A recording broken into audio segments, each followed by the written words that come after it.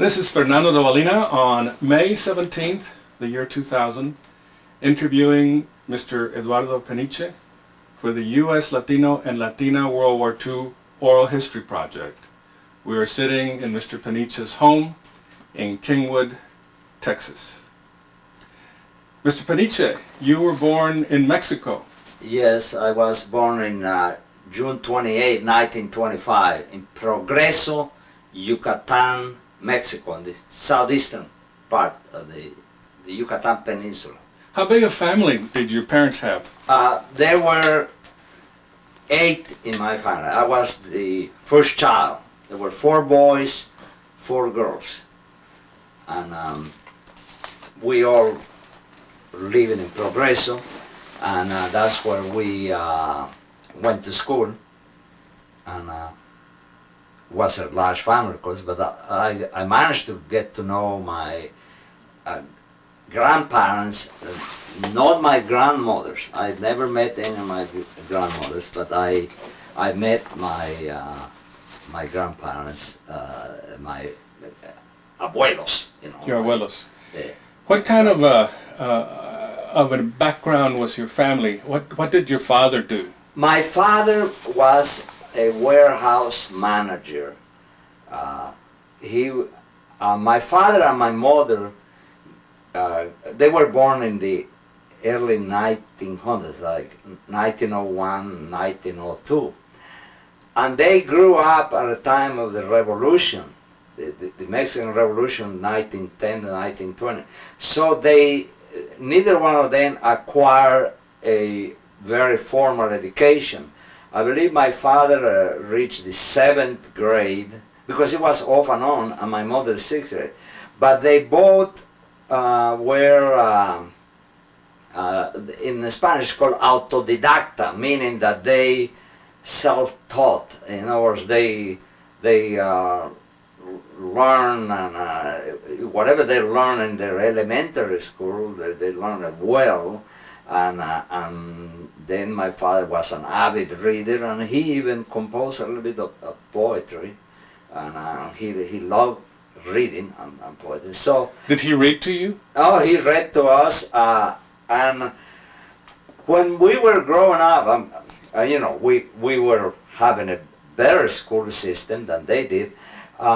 He would make us read the Sunday editorial. The Yucatan, most Mexican papers have a very editorial deals with arts, literature. So the Sunday edition of the paper was very special. And he would make us read, as the oldest one, like first myself, then my sister, but all of us eventually would be expected to read editorials and explain what it was, you know. So he did that. So your parents impressed on you the importance of reading and education, Absolutely. literacy? Yes, they did. And that was really a true blessing for all of us, because you know, large family, but all of us, I'm happy to say, we achieved a degree of education. My other 2 brothers, the boys, still, you know, we follow the old guideline. It was the boys that needed the education. See, not so much emphasis on the girls, but the girls learned to read well and embroider, and so it was I would say a happy family, and a very common family. Because most families I knew were like that. Yeah. Did you finish high school in Mexico? Yes, I finished high school in Mexico. Our high school was in 11 years. You see, it's 2 years of what they call the high school. Here is what we call the prep school. After prep school, you are ready for the university. But in Mexico, when I went to school, because we had long hours. We went to school from 7 to 11:30, and then we would be from 1:30 to 5 or 5:30. And Saturday morning classes. Saturday morning too? And anything dealing with the sports and dancing and that was After. yeah, that was after school. So we had a very heavy curriculum. We didn't have some of the wonderful things you have in the schools in this country, like, or we didn't have a well-established lab like for chemistry, biology, like maybe one mic, you know, one lens for microscope. So, but everybody had terms, and we had very good reading and math. We were very strong with that. Did your curriculum include English? Yes, no one could graduate from high school without having had a foreign language. Of course, mostly was English or French, but Could you choose? yes, you could choose. And you chose English? Yeah, I chose English. Why? And of course, in the catechism lessons on Saturdays, I took Latin because, you know, I was altar boy. Oh, was this a Catholic school? No. This was a public school. But it had catechism in it. But I took in catechism because, you know, we were Catholics, and you go to catechism school Saturday afternoons. Oh, but the catechism school was part of was not the part of the public school. No. Yeah. No. This was something you do. Your parents send you there. But if you're going to be altar boy, then you're exposed to Latin, and the sacristan helps you with the Latin. So knowing Latin probably has helped you understand many other languages. as Oh, well. that's the roots for English, for French.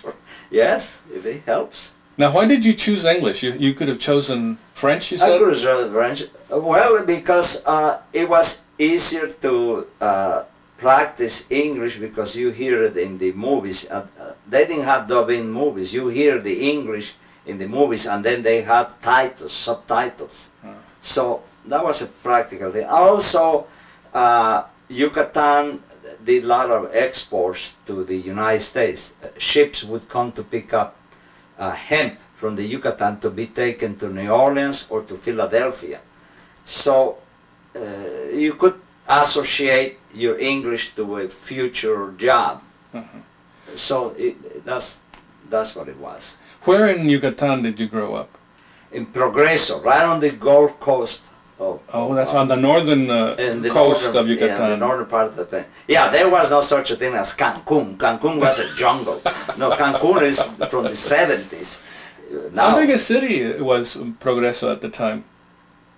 7,000. 7,000. 7,000. And how far is that from Merida? From Merida, 26 miles, 36 kilometers, 26 miles north of Merida. Was Merida the big cosmopolitan Oh yes, city? Merida was called the White City of America. It was a very colonial city, and it was very clean city and very cosmopolitan. At that time, probably Merida had about 150,000, so that was big.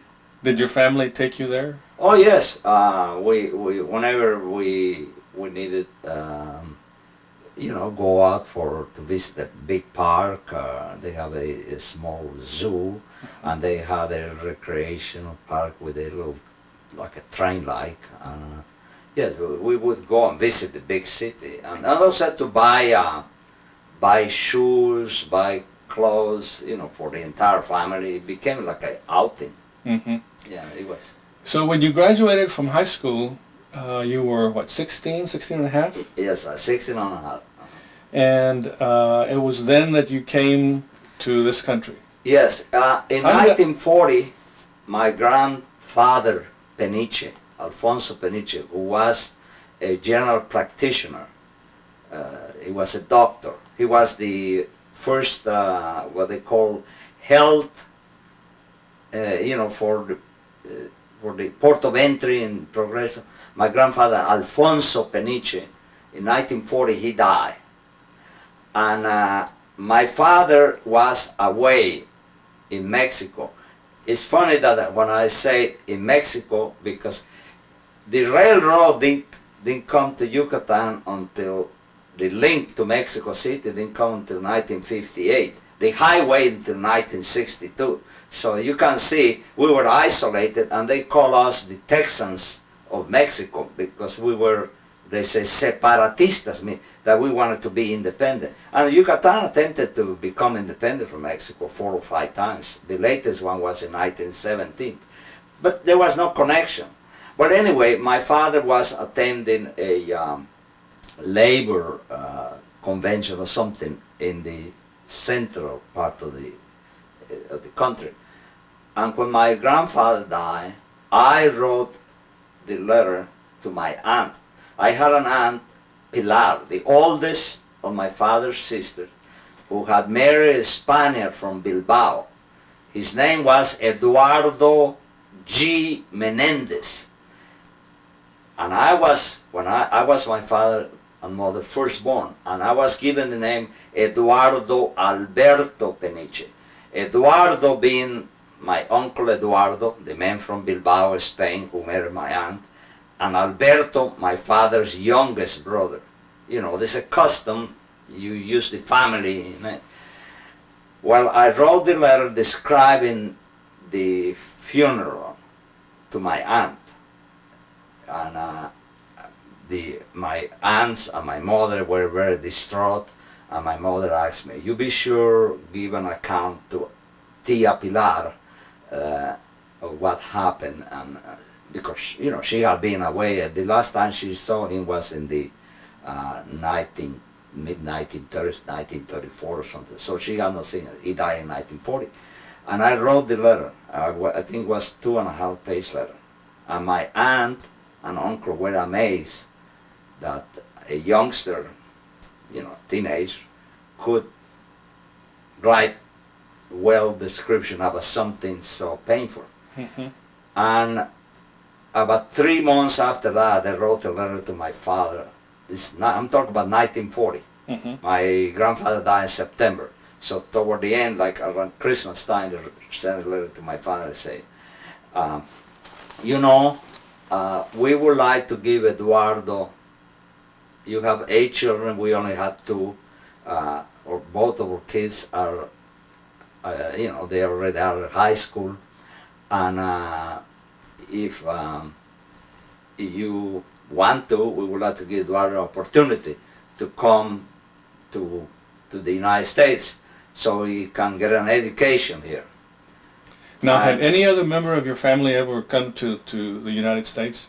No, well, my uncle Alberto had Okay. been living on, when my aunt and uncle, when Uncle Eduardo and Aunt Pilar were living in New Orleans, my uncle Alberto, the youngest, who learned English well and went to high school in New Orleans, he became a clerk for the World Line. It's a big shipping company of the 1930s. Mm-hmm. So English was a proven winner. If you knew English and Spanish and you knew your numbers, you could be a clerk someplace. Mm-hmm. Well, so they invited me to come, and but the visas were very hard to get, and this was 1940. I didn't get my final visa approved until October 1942. But you came over in 1940. I came 1942. 1942. In November of 42. I didn't get my visa approved until October of 1942. So it took 2 years. And that's when by this time I was finishing my high school. Uh-huh. And I had improved my English, and I also had even taken extra lessons in English in preparation.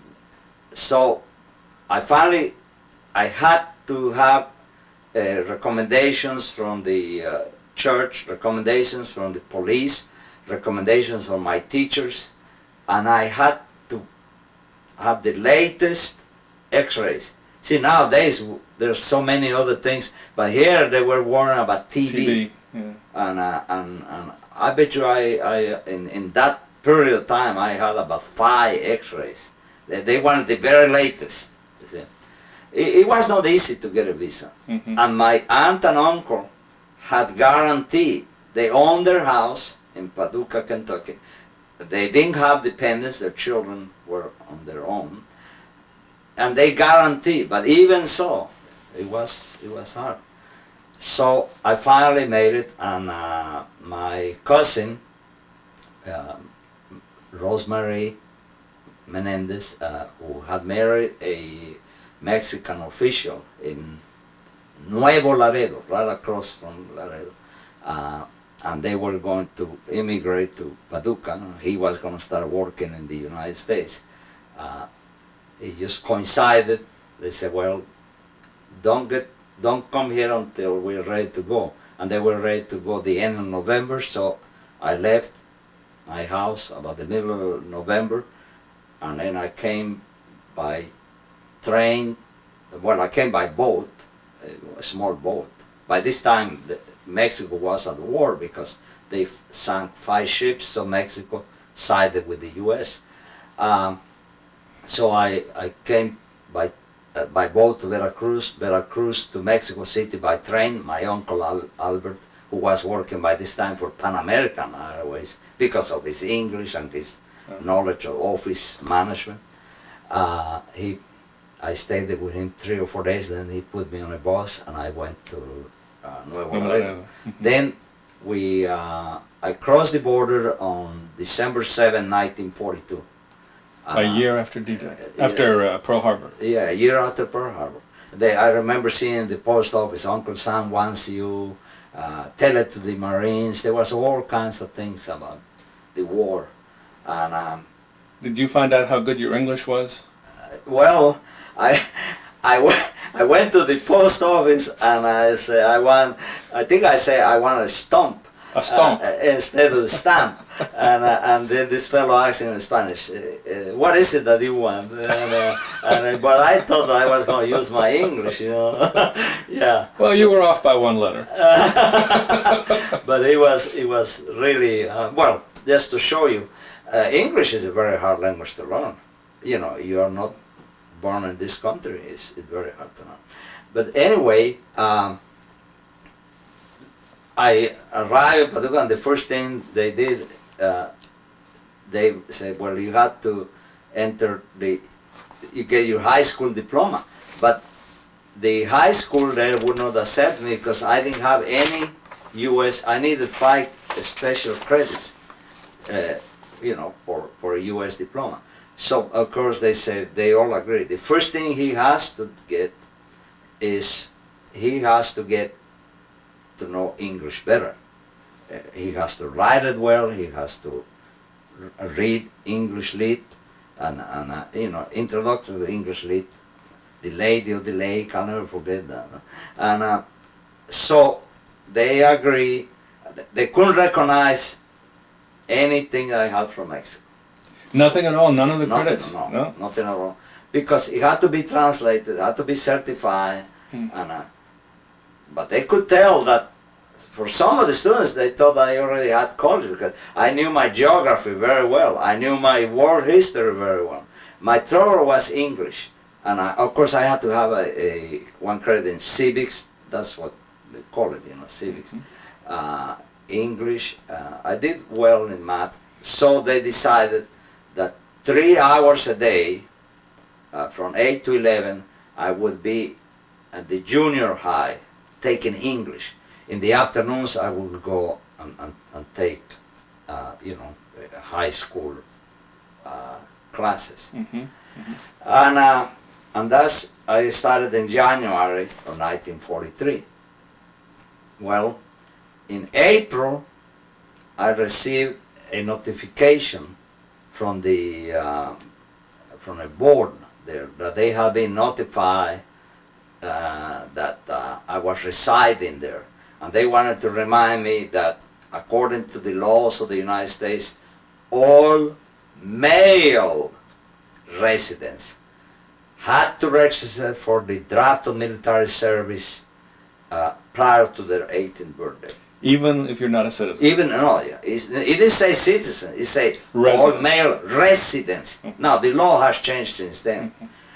Well, so my aunt and uncle became alarmed, and they said, well, we didn't bring this boy to go into the military. So they wrote a letter to my father. So my father wrote me a letter. He said, well,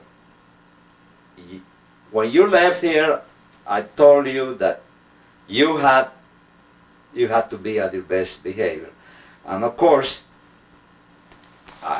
you're taking steps into adulthood.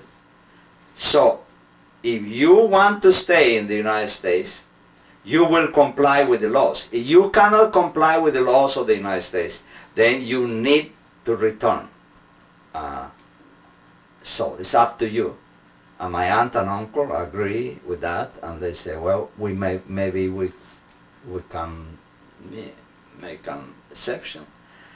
But then I was notified that I was subject to the draft to go either in the Army or the Navy. And I didn't want to be drafted into the Navy. So I volunteered for the Army Air Corps. And that was when? This was in May Of 43. of 43.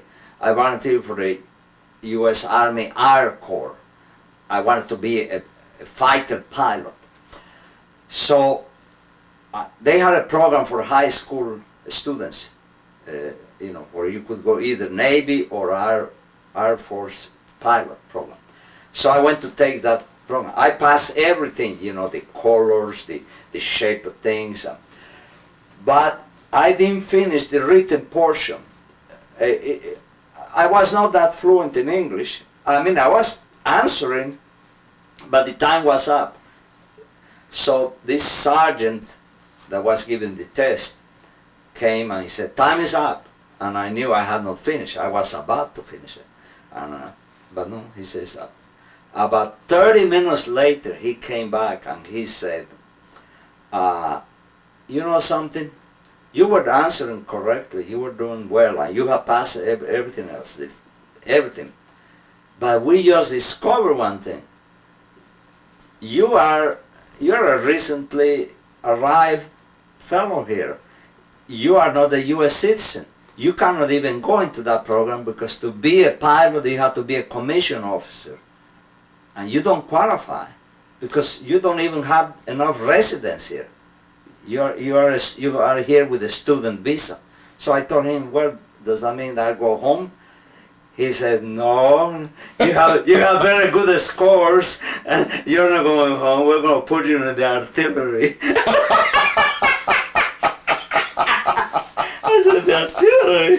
He said, yes, you have good scores. Now, let me get this straight. You were here long enough to be drafted, yes, but not long enough to become a commissioned officer. That's right. That's right. Yeah. Well, remember it.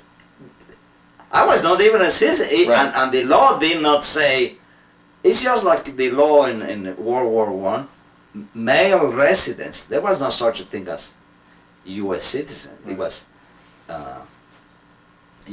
that's the way it is. Yeah.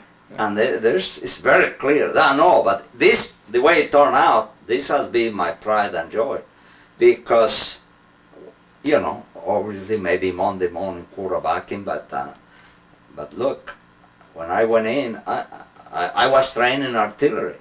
I was trained in every weapon of artillery, and then I was trained at Fort Bragg, North Carolina. And So let's go back a little bit. You went ahead and went in. Yes. At what point? What time? What date? September 27th. 43. Yes. That's when you left. So I spent my summer in Paducah. You spent your summer in Paducah, and they sent you where? Taking more English, and they sent me to the induction center at Fort Benjamin Harrison in Indiana, and there I was processed. They double-checked me again for artillery. They sent me to Fort Bragg, North Carolina, for artillery training, and I received 16 weeks of basic training. Then I was given a leave and I went to Yucatán, for New Year's, and then I came Just a few days. Yeah, just a few days. Yeah. I flew out of New Orleans. I took a train from in North Carolina to New Orleans. In New Orleans, I caught a Pan Am flight. They used to fly across the Gulf of Mexico and then to Guatemala, Central America. And so I came back and I was selected for advanced training, for forward observer training, 2 months. I was good in math, and I was, a high school student. This was still at Harrison? Benjamin Harrison? No, this was where? Fort Bragg, North Carolina. Oh, at Fort Bragg, I'm sorry. Yeah, Fort Bragg. Benjamin Harrison is the processing center. I see.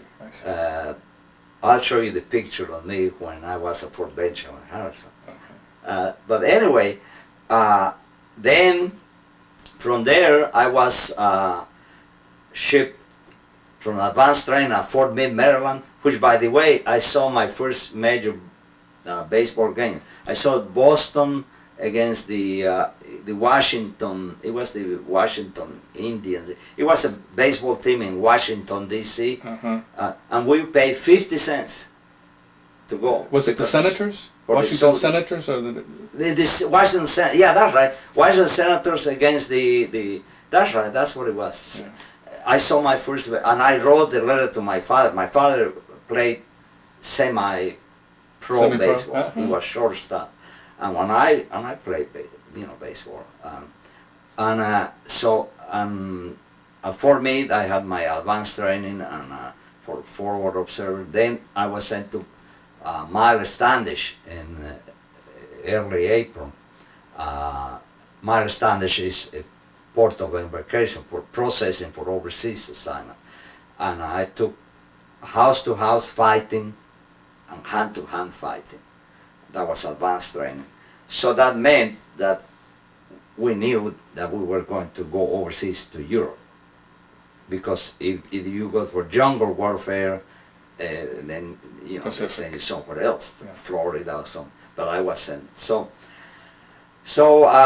about the end of April of 1944, we departed from Boston. I saw in the ship, there were about 7,000 of us in this one ship.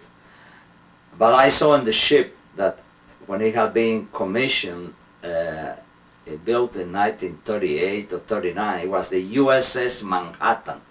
So it was a nice ship, but it was converted to troops. The troop commander was a colonel. He really looked very imposing, Sherborne, and he had jumbos, and he looked, like a really imposing military figure, and he was a troop commander ship. And then we landed very early in May 3rd or 4th May, landed in Bristol, England, and we got off the ship before 7 o'clock, and we were taken to a base camp in trucks. And then before lunch, they said, well, after lunch there's going to be a orientation for those that may wish to volunteer for airborne training. And right after lunch, about 300 or 400 of us went to listen to this. There were 2 lieutenants and 2 sergeants, and they looked great in their jumpsuits. They looked fabulous, and then they gave a pep talk. And then by this time, I was a private. I had a $20 allotment for my mother. They took $6 something for my GI insurance. They took something for my old soldiers home, $3 a month. I was getting about $16 pay a month. By the time they collect everything, laundry. So they say, well, you'll get jump pay. You jump out of airplanes, and you get $50 a month jump pay. Wow, $50 a month jump pay, and you wear a suit like that? I'll go for it. And a bunch of us, youngsters, hey! You went for it? Yeah, we went for it. And when they were calling our names on the records, get your records, and they were saying, 82nd, 101st, 82nd, 101st. And then O'Neill, Prince, and some other guys that have been with me from basic training. We ended up going to the 101st. But others were assigned to other units. We parted company. Mm-hmm. There was a guy, Walker, from Georgia, and so little did I know that I was destined to be in one of the most famous divisions in Europe.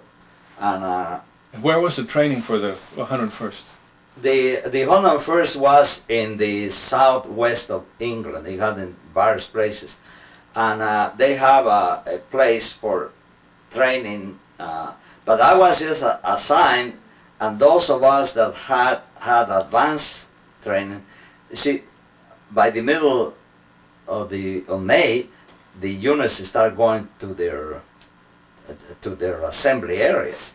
The ones for the paratroopers to the airport for the airdrop and gliders, and then the 101st didn't have, nor the 82nd have enough airlift. There were not enough planes for the airlift, and also tactically they were not going to drop the entire division behind the lines without assurance that they was going to be successful.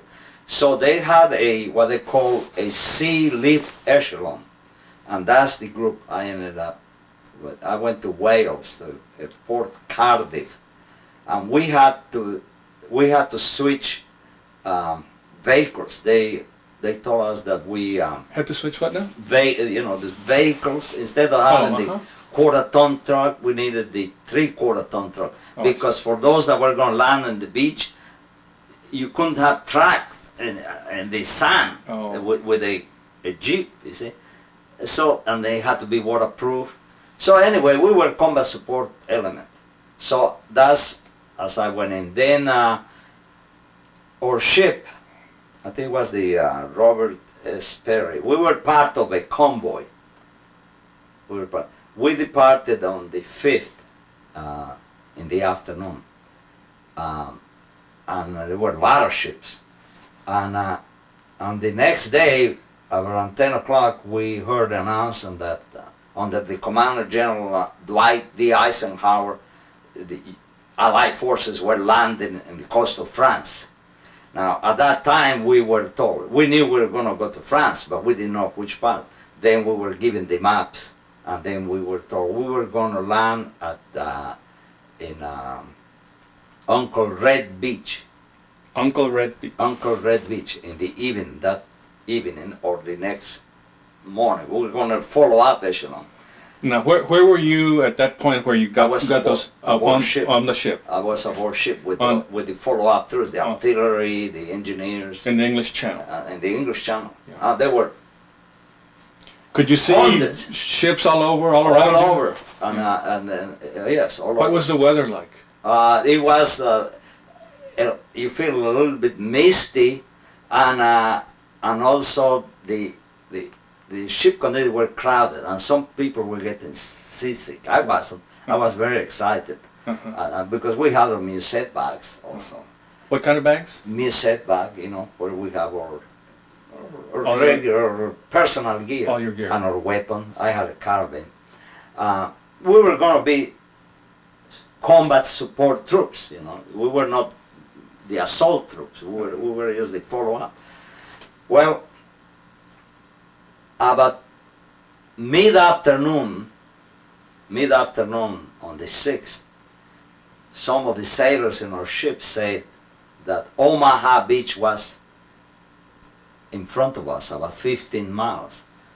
Well, we knew we were going to Utah Beach, Uncle Red Beach, and our maps and our briefing and everything, because we were to link up with our division dropped behind Utah. The 101st and the 82nd dropped behind Utah Beach. So there was the convoy, the Navy task force had gone to the wrong area. So we could not land. And then they took a swing to made the correction to go to the right beach, and that took 2 more days. So on D+3 at 7 p.m. we landed in France and at Utah Beach. That would be the 8th or the 9th? The 9th. The 9th, No. yeah. But we landed in time to go and support the attack at Carentan, which is the division. There's a movie called Saving Private Ryan. Right. It's about my division. It's about the 101st Airborne Division.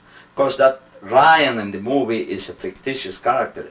The real person in that, that as it happened, his name was Fritz Nilan. He was from the 501st Parachute Infantry Regiment. And he was a young soldier, 19 years old, my age, who that really happened. Mm-hmm. In the movie it's a bit different, but this is a very well done movie. But that fight at the bridge in Carentan was a lot bigger, and there was a lot of water and it was very, very muddy. Now, tell me about your landing, the 9th. What was it like? Well, we landed. We left the ship and we came down. From this like ropes, Jacob's ladder. Yeah. And then we went to smaller ships, and there was, you could hear the firing, but they were not firing at the beach anymore. At Omaha, they were firing against the ships. By that time, then the beaches had been cleared. But at that time, yes, by the time that we landed, the beaches had been clear, but like I said, we were it's called follow-up echelon. We're moving in there to provide support. The people doing the fighting are already there. They already have been fighting 3 days, because the bulk landed by glider and parachute.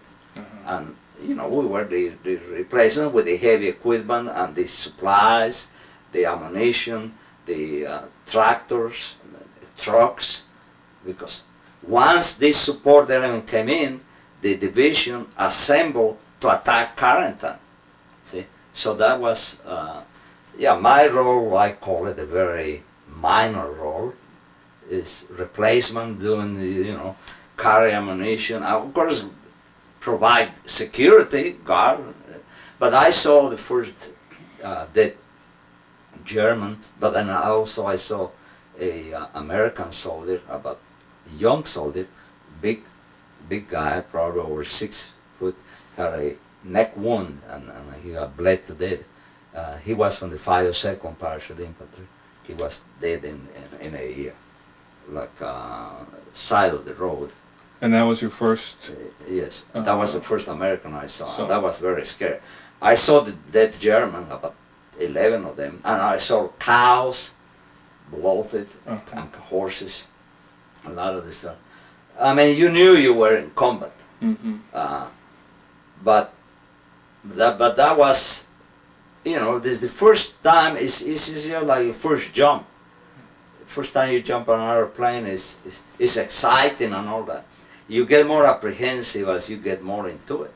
Mm-hmm. And but then we went into the attack in Carentan, and then I was officially assigned as of the 7th of June to the anti-tank unit.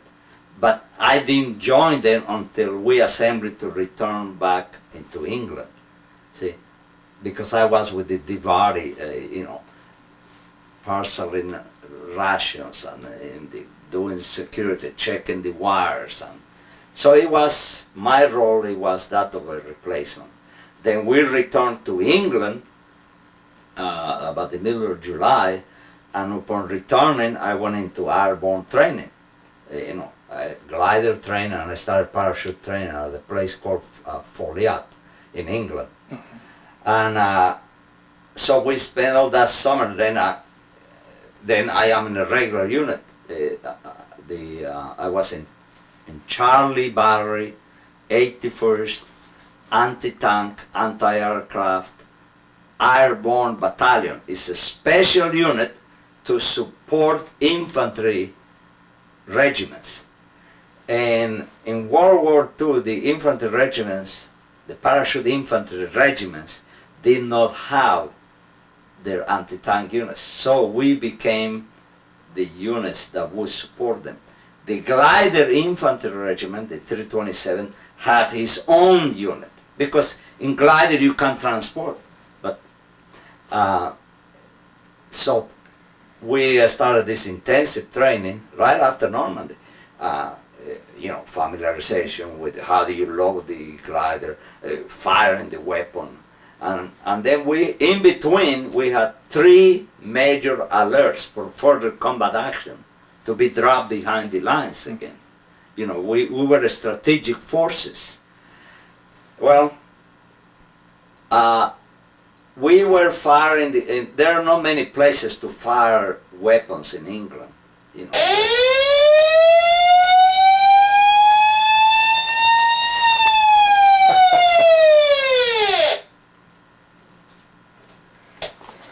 Well, I thought the Germans had landed.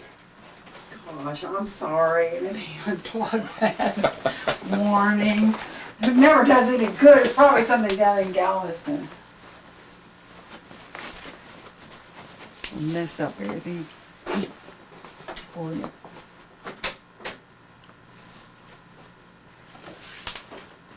Do y'all need Go ahead. a break or a Coke or something? You want something to drink? I'm fine. No, I'm fine. Sure. Right. I'm fine. I'm beginning to feel the emotion of combat. Yeah. You know. How long was that training? Off and on, because we had this interference of going into the alert for the marshalling area, so you interrupt everything. But anyway, on September 13th, I'll never forget it, it was my mother's birthday. My mother was born September 13th, 1901. So her birthday was the 30th, which in Mexico is the Niños Héroes, Yeah. the Niños Héroes of the U.S.-Mexican War. On September 13th, we were firing our anti-tank weapons. I already had finished glider training, and I started parachute training at Folliot. And we were taking this firing a British 6-pound. It was a gun with a double shield. It was better weapon than we had before. So we received the alert order. So we returned back to base on the 13th. We returned. Then on the 14th in the evening, we were all the time ready. So on the 14th in the evening, we went to the airfield. The 15th, we received the big...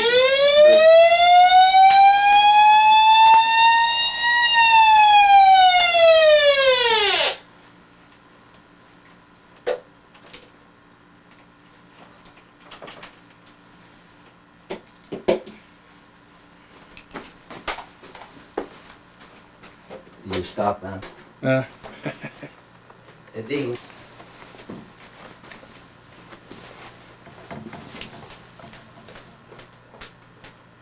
Maybe backtrack is an alert. All right. Okay. All right. Let me sit down. Well, it's part of the historical. Yeah. I mean, it's part of what is happening. Well, all this technology Yeah. it comes directly from all of that. This okay. Okay. Anyway, so we went to the marshalling area. That's where you gather all the forces. Then they give you what they call the big picture. They tell you what is the mission. They start. What is the First Allied Airborne Army mission? What is the division mission? What is the regimental mission? You come all the way down to where, what are you going to be doing? You're a squad, and what will you be doing? It's very detailed, but that only comes when you have had good training, you have good spirit de corps. In other words, you know that you depend on the other guy. And this was entirely different than that Normandy thing where I am a replacement, I'm just going with the flow. Here, you will land here, you gather around this place, and you even see where you're going to land, and where are you going to go, where are you going to assemble, where are you going to deploy, where are you going to...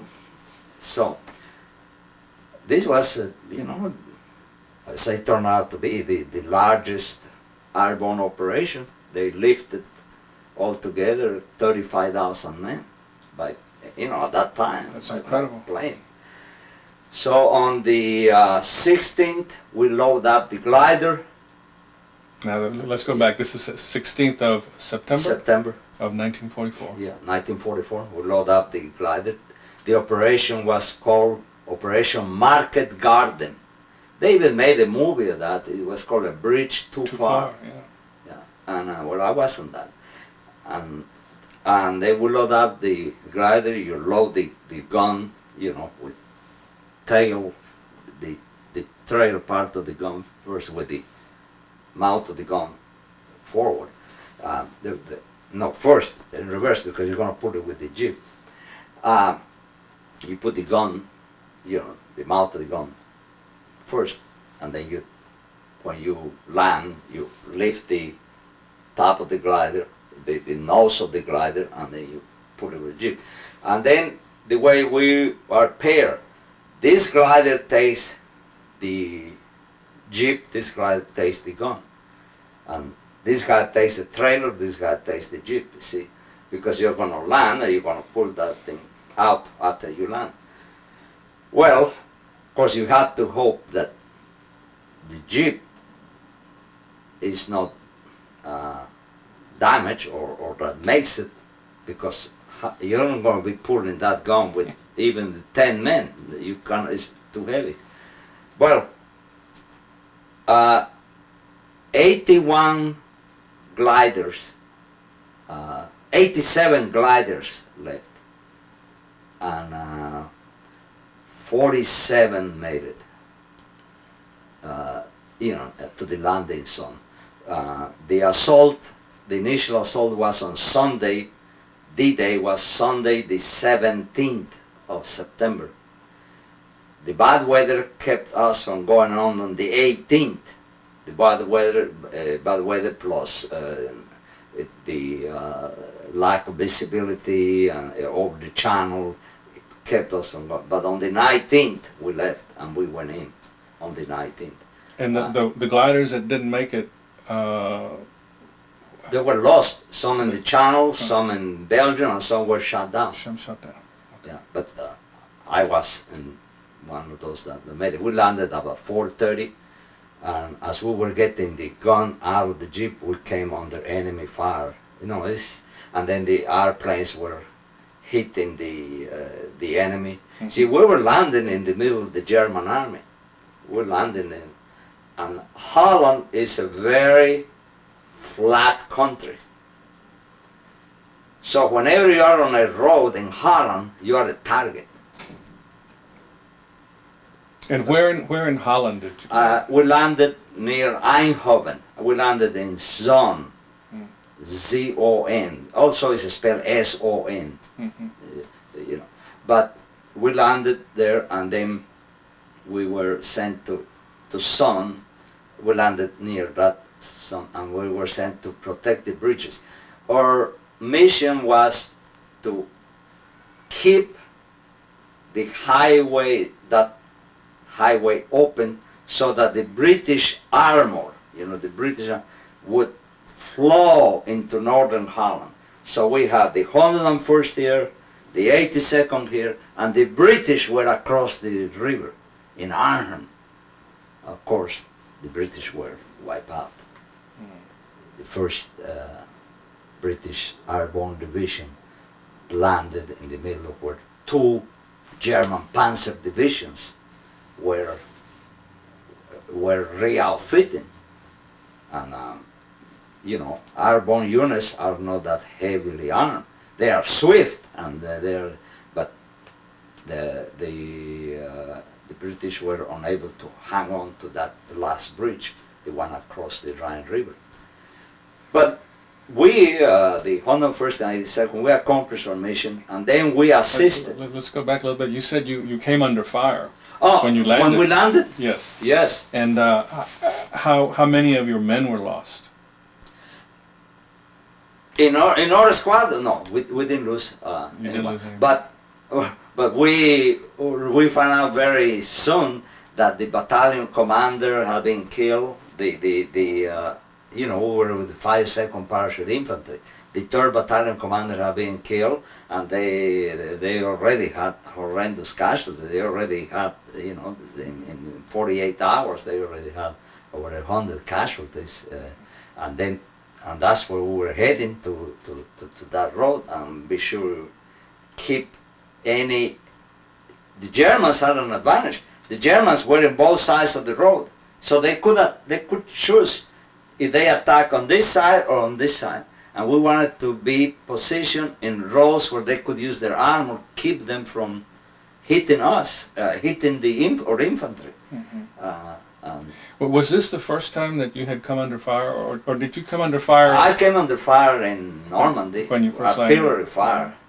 Yeah. Artillery fire in Carentan. Yeah.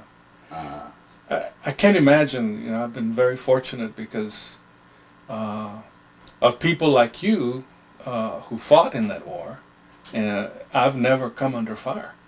What is it like? In all sincerity, you don't have time to fear. You assume there's something that you will not be hit, but somebody else will. But it's terrifying. Even with that false self-assurance, because it's a false self-assurance. But I think in today's words they call it denial. You deny to yourself. Yes, you denial that shell, and you hear when the explosion goes, and you feel the heat or you smell the thing, and it sounds like that because it's caught in the air, and that thing when it goes through you, it can decapitate you or it can take your arm away because there's a big chunks of red stuff. Or when they are firing automatic weapons, but you are in denial and you're hugging the ground and you're doing everything you were trained to do. So all that training served you very well. Absolutely. Not only the training is to know what kind of men are with you. That is the key. To me in the Airborne, that was the key. To know, to feel that you could depend on that fellow. And let me tell you, over there, we were all, whether your name was O'Toole, that was my squad leader, or your name was Papaleo, Italian from Philadelphia, or Stein from New York, or Garner from South Carolina, we were all airborne soldiers. And we depended on each other. And I knew I could count on them. And this is the way it was throughout. And in Holland, we faced the enemy, we accomplished our mission as a result of the failure of the British to retain this. They were overwhelmed by German forces, 2 German divisions. We had to move up north ourselves. How long were you with this squad, these same men? Throughout the war until I got wounded. I got wounded outside Bastogne in Longchamp. That was after Holland. How many of your men, of those men in that squad made it? In our squad, we had only wounded. We didn't have anyone killed in our squad. But in the infantry companies, we have many dead. Yeah. Let me explore this a little bit. When you're talking about your spirited corps, the trust that you have in your fellow man, of people serving with you, alongside you, and these people came from all over the country, different parts, different backgrounds, different cultures. How did you get along? We got along well because we all measure up. See, when you're airborne, everybody knows that you have to measure up Otherwise, you would not be there. You cannot make the cut. You will not be there. And you had all made the cut. We all made it. And those that make the cut measure up. And they maintain that attitude. That is called the all the way attitude. There's a saying, there is nothing taller than a short paratrooper. I feel 10 feet tall. You know why? Because I had confidence and I felt welcome. Sidetracking, based on this question you asked about these mixture of backgrounds, you know that to me it was something new, coming from Mexico, where I had never experienced any kind of discrimination, where I had never heard, in Mexico, we saw ourselves as Mexicans. I discovered this. For instance, a guy would say, listen here, this guy's a wop. And they would use terms that were maybe denigrated, but they were not using it as an insulting. They would say kraut to a guy from Schultz from Wisconsin. He was of German extraction. Kraut, wop. Now, there was a guy from Odessa, Texas. I think his name was Ted Sims. He told me, he said, well, in Texas, you know what the speak is? He was using, that was on purpose, derogatory terms. But he never became abusive. He would talk because Ted Sims was, in my opinion, was an ignorant guy. He didn't know what else to talk about. But he never acted ornery. Although I heard someone say, well, we are some of these guys. They didn't use the term Hispanics. They would say Mexicans, and then in the case of Puerto Ricans, they say pork chops and things like that. But there was not that type of animosity. Another thing is that we all knew who we were, and we knew the martial arts. So, look at my size, but I measure up. I wasn't going to be pushed around. How tall were you? How tall? 5'5". 5'5", at that time, 5'5", 132 pounds. I would jump number 4, and number 18 would beat me to the ground. And I would jump with my bazooka and all my equipment. But what it counts is, that do you measure up? Can you measure up? Can you give all you have? Can you stand tall? And can you go all the way? All these are icons, you may say, icon words. But you live up to it.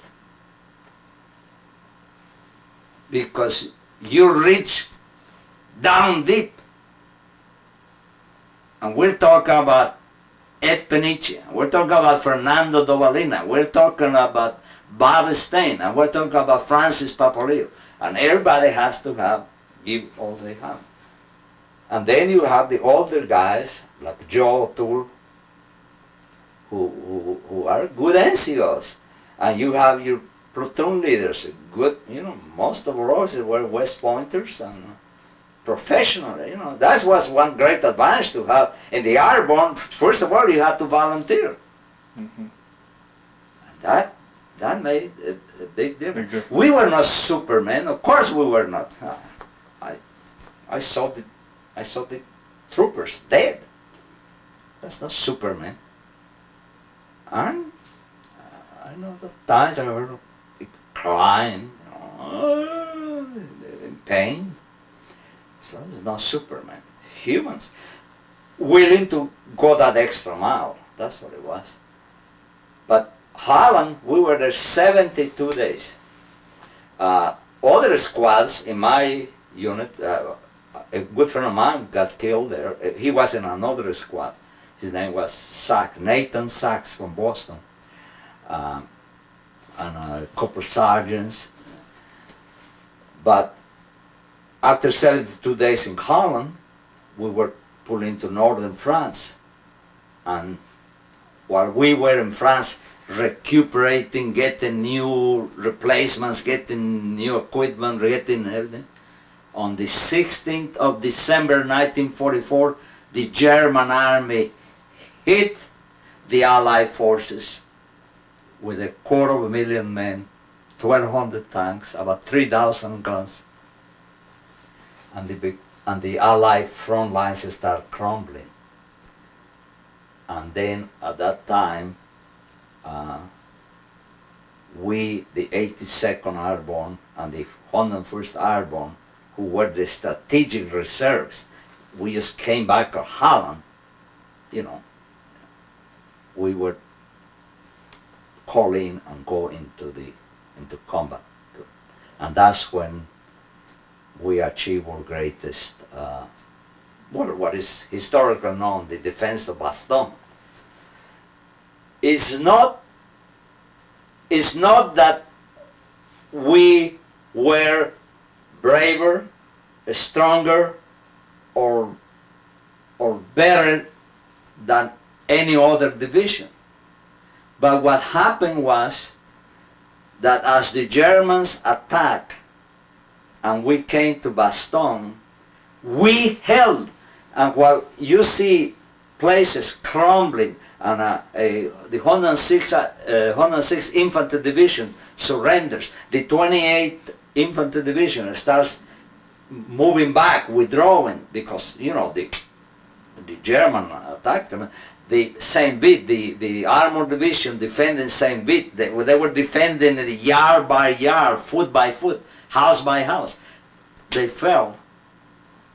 Before that situation, before that horrendous picture, here is the 101st, which is a unit used to fight surrounded. And here we are surrounded by 8 German divisions. And they demand that we surrender. And General McAuliffe, knowing that he had the men to back him up, he says, oh, nuts. And that's what, but that's what happened. It's not that the other soldiers, anyone fighting the Bulge was good soldiers, brave soldiers. The thing is that history has recorded that while other places fell and crumbled because of the overwhelming power of the German attack, we resisted. Maybe the Germans made a mistake in attacking us in different places rather than a crushing blow where they would sacrifice maybe one full division but hit us constantly. They didn't do it. They hit us everywhere and they bombarded us day and night. We were under constant fire. Yet they didn't take Bastogne, and that slowed things down. Then what is happening? Let's look at the political thing. If everything is reported in bad shape and then you have a beacon of light, then that is amplified. Maybe the standard Bastogne was not as great as it seems to be, but it was a place where Americans were holding, and it happened to be the 101st Airborne. And that's the way we should read it. So the American public start concentrating. Is Bastogne holding? Is Bastogne holding? See, everything else, they didn't have to ask questions. The other thing is crumbling down. But not Bastogne. And that is what put us in the pages of history.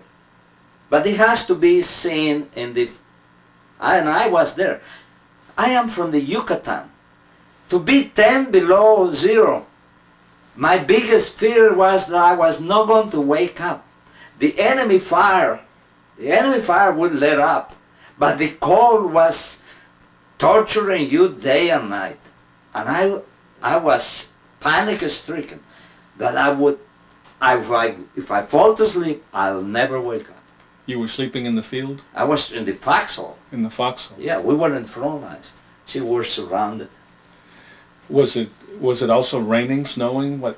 It was snowing. We had about, in some places, 2 feet of snow. And then when you are in your foxhole and the heat, your body heat melts some of that snow. So in the bottom of the foxhole, you have like put a little water, and then we put hay that we get from the barn. It's miserable. There was a danger of what do you call it? Frostbite. I saw some German prisoners that they were purple, their face, their arms, and Americans that die out of frostbite. How did you prevent the frostbite? Well, in our case, Darrell and I would massage our feet, and then we would share, and then we would use 2 or 3 a coat and a blanket, and where one was standing, and then every 2 hours You would switch back and forth. we would switch back and forth. Yeah. And I would tell Darrell, I said, don't let me sleep more than 2 hours because I'll freeze. I was sure I was going to freeze to death. Now, who was this friend of yours? Darrell Gardner. Gardner. Yeah, he was our gunner. I see. He was the gunner in our anti-tank gun. And but then after Baston was relieved on the 26th of December, we went through about a week of, I said, well, more likely we're going to be relieved. But Patton, who relieved us, was organizing an offensive to push the German back. And Hitler came down with another crazy idea, Operation North Wind. So you have a build-up of 2 armies. Patton to push back and the Germans to make a final push. And on 3 January 1945, we had our heaviest engagement yet. And there was a clash, a major clash. And the Germans attacked our front. They had 32 tanks, 2 regiments, attacked the center of our, we were in the center, our battalion was in the center. And this was where? In Longchamp, Belgium, 5 kilometers north of Bastogne. Mm-hmm. And the 9th SS Panzer Division launched a major attack. They pulverized the front lines. It was the heaviest artillery airburst, and then when the tanks started coming out of the woods, O'Toole was there. He said, "You will fire my command. What you want to do? You want to start firing to make yourself brave." But that's where discipline comes in. You will fire at my command. And here's O'Toole. And they are advancing, and then you see the grenadiers, and you know they are coming at you. Yeah, you know that this is a do or die. And when the first tank reached the roadblock, O'Toole said, "Fire." Our first round bounced off, but that second round took the turret off, and we were engaged.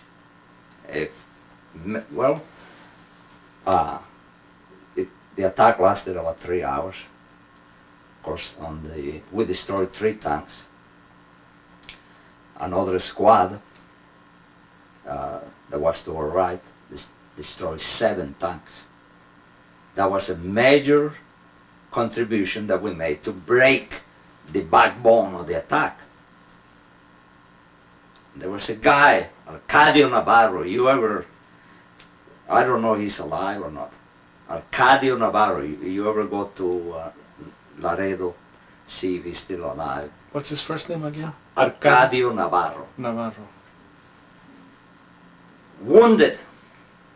And as the tank tried to roll over him, gets a grenade and puts it on the track of the tank to this disabled tank.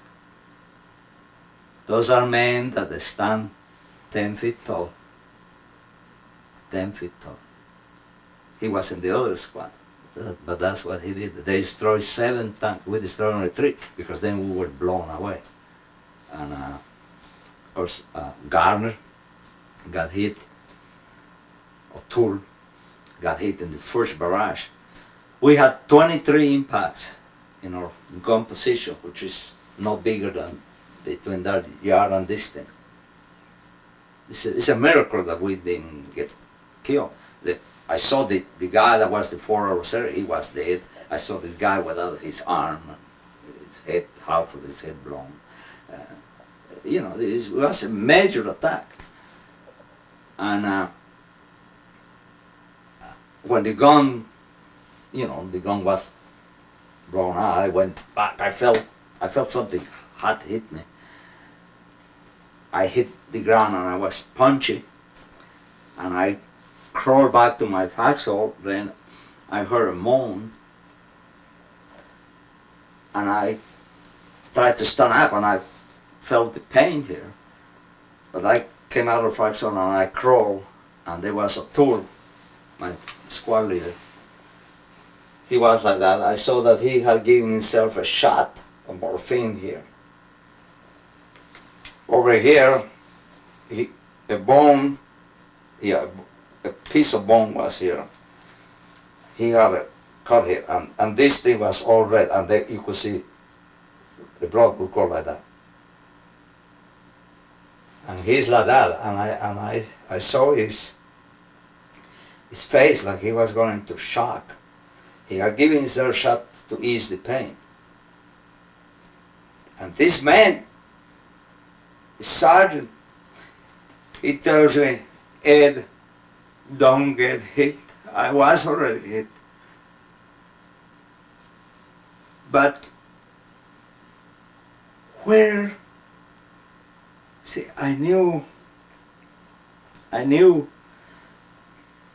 he's not thinking of O'Toole, he's thinking of Ed Peniche. Ed, don't get hit. And he has a horrible, painful wound. And the gun is gone, you know. And there's Darrell Garner. He's sitting like this. He has a cut here. His left shoulder, he was, he's firing from the left. The left shoulder is open like a flower. And he's like that, stunned.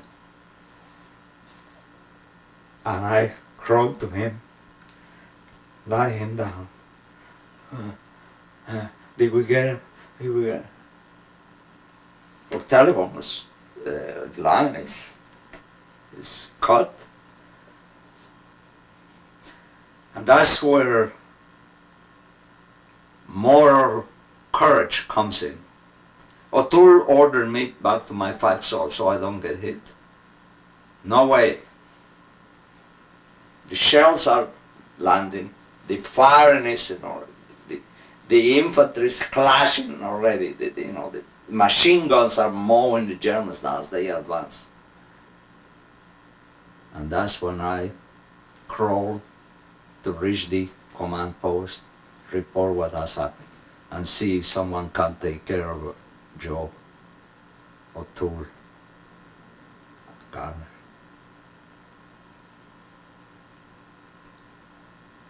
That is moral courage. Because if Ed Peniche would have been in the battle of that foxhole, Joe, O'Toole, or Garner would have done the same. Of that, I have no doubt about it. See, that's the difference. That's what I'm saying about the airborne training, the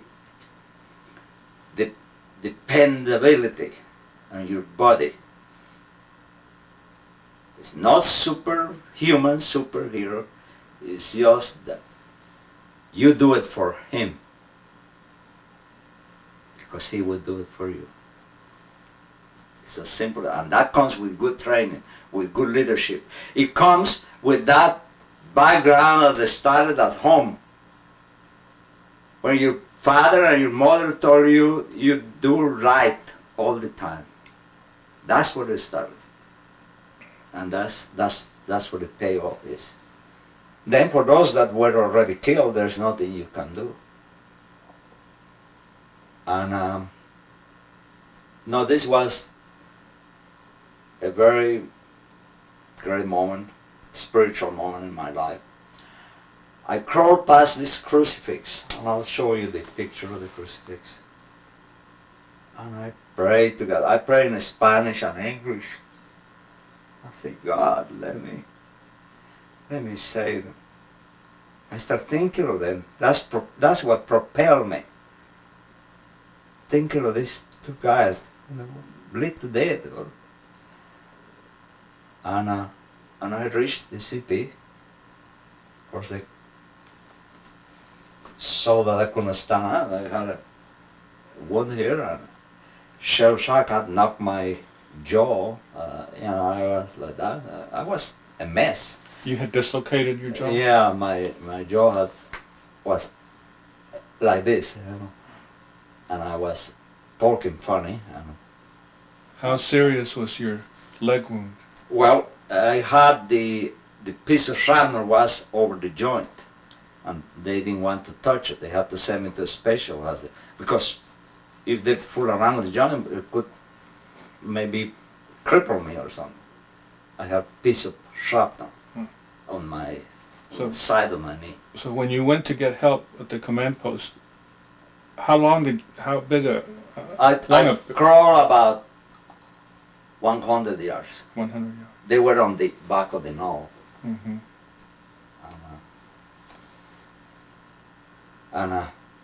Anyway, help was sent. The artillery started firing against the advancing Germans. The tanks stopped moving, and by 5 o'clock, some of our companies counterattacked it. So it, and of course, they pick up O'Toole and Garner. They send them by ambulance. They pick me up and they send me by ambulance. That night I arrived in Arlon. How long after you arrived at the command post were they able to get O'Toole and Gardner out of there? I would say about 15 minutes. Oh, just 15 minutes. And they survived? Yeah, they survived. You saved their lives? Yeah. Read that.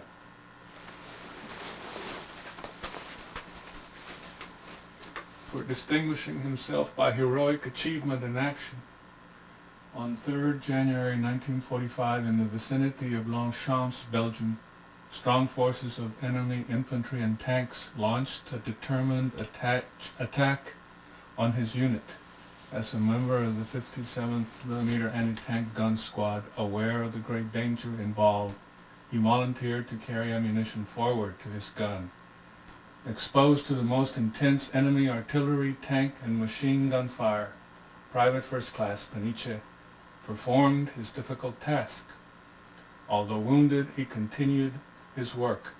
When 2 members of his squad became seriously wounded and the gun was destroyed, he again exposed himself voluntarily to enemy fire in order to report the situation and guide medical aid men to the casualties.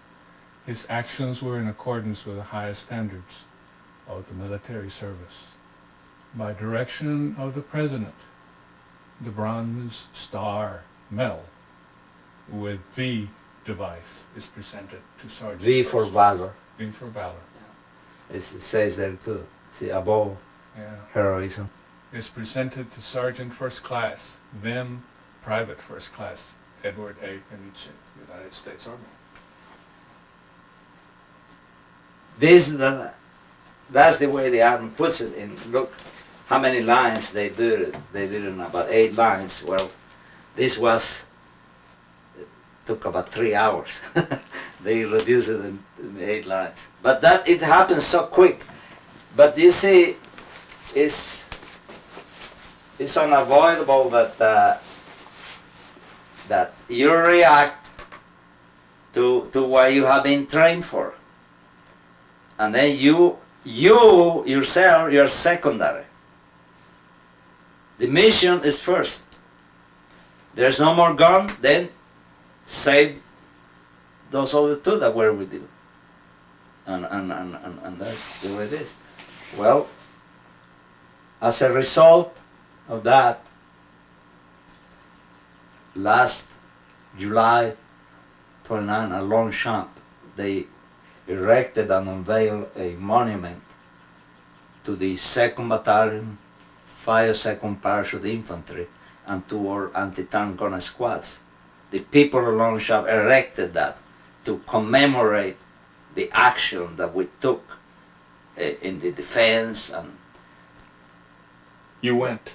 I went, but Lord and behold, I was informed that they were going to name and bless the monument after me. After you. After me. And it is called? It's the Estelle Peniche. It's a monument. The monument is to the unit, but the rock, the place where that thing is referred as the Estelle Peniche. Still. Estelle means the marker, the Peniche marker, the Peniche monument. Estelle is like Estelle of the Mayans. You know, this Yes, yes. the Aztec, things that they left behind for history. And that's what these people did. And it's based, well, in various things, recognizing that I became an educated person, I was a good soldier. They combine many things. They just wanted to honor me. I mean, they honored the unit, of course, because, and I'll show you the picture. There's the picture. Let me ask you, if your two friends, did you stay in touch with them? Yes. Are they still in? O'Toole died at age 83. And then Garner developed difficulties in his marriage. So we have not been in touch in the last 5 years. I don't know, I don't know the reasons. But O'Toole died. But with O'Toole, I have letters from them. I have letters from them.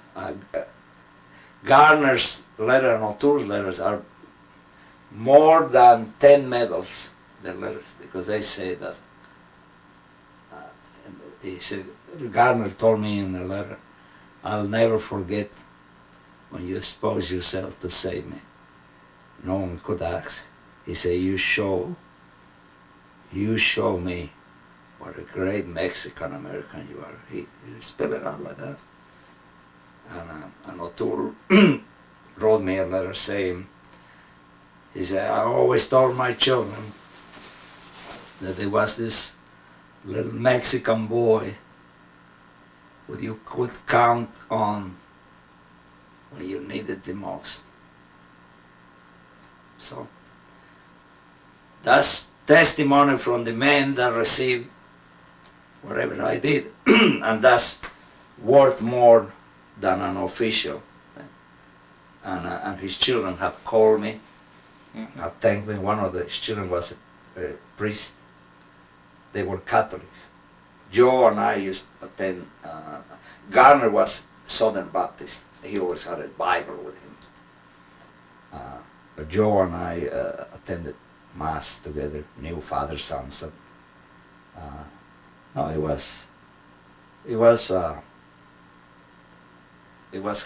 quite the experience.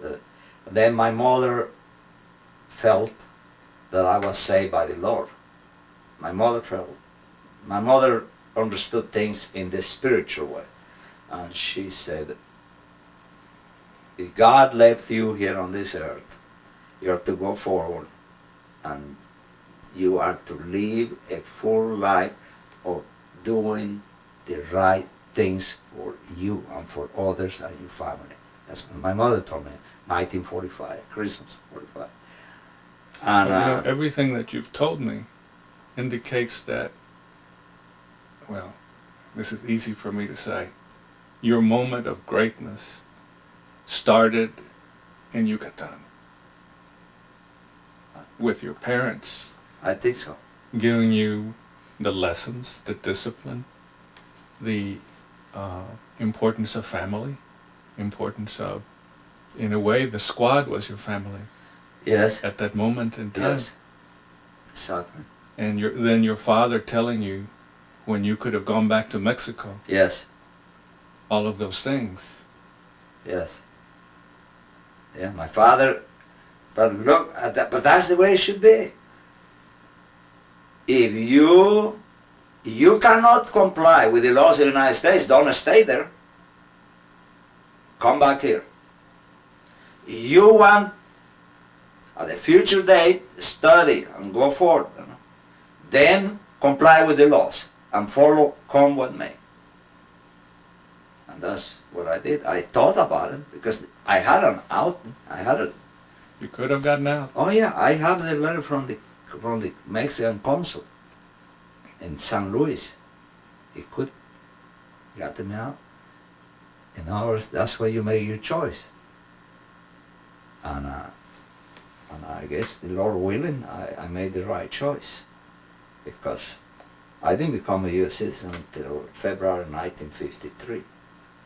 Long after you had served in the war. Long After you had been honored by the president and with the Bronze Star and the Purple Heart. Yes. And a lot of other medals. And you got those beautiful letters from This is from France. From France. World War II. From Holland. A participation in Holland. And I have a medal from the French they sent me in 1994, 50th anniversary, for Normandy, for the liberation. And then I went back to Mexico, assisted them to establish the Mexican Airborne School. They started with their first units. And this was after you came back from the war. after I came back. Let's go back just a little bit. You came back, to get all this straight, you came back when? You served your I spent 2.5 months in the hospital. Mm. I rejoined my unit in Germany. In Germany. And the war ended May 8, 1945. And then we stayed occupational forces until July in Austria. And then we were going to be sent to the Pacific. By that time you were recovered then? Oh yeah. Sufficiently? Yeah. I rejoined my unit after I was released from the hospital. I spent 2.5 months because I had to have a lot of therapy because you see the thing was on the bone. Oh. And they wanted to extract it without damaging the joint, without cutting into the joint, then I would be a cripple. They did a wonderful job. They sent me to a special hospital in England. And we went to France because we were going to be moved to Marseille, from Marseille to the Suez Canal to the Indian Ocean, and then go to Japan and invade Japan.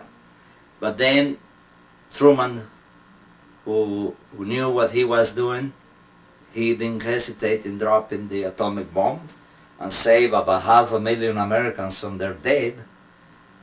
You know, after all, who started the war? The Japanese. So it's not being anti-Japanese. I have never been inclined to use terminology, jobs, crowds. I have never used that because I never did. And I don't use, I was with the toughest troopers on the face of the earth. I never was inclined to use vulgar, foul, vile language. I never. Because my father told me,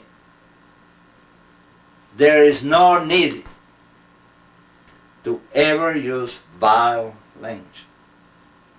He said, an educated person can find the words to tell someone what that person is, without having to resort to denigrating. And I have never inclined to that. And it's a good thing to do. It's just like, look, sleeping with pajamas. It really is as an example. Where you have 4 boys and 4 girls, you have to be properly attired to go to bed, even if you sleep in different rooms.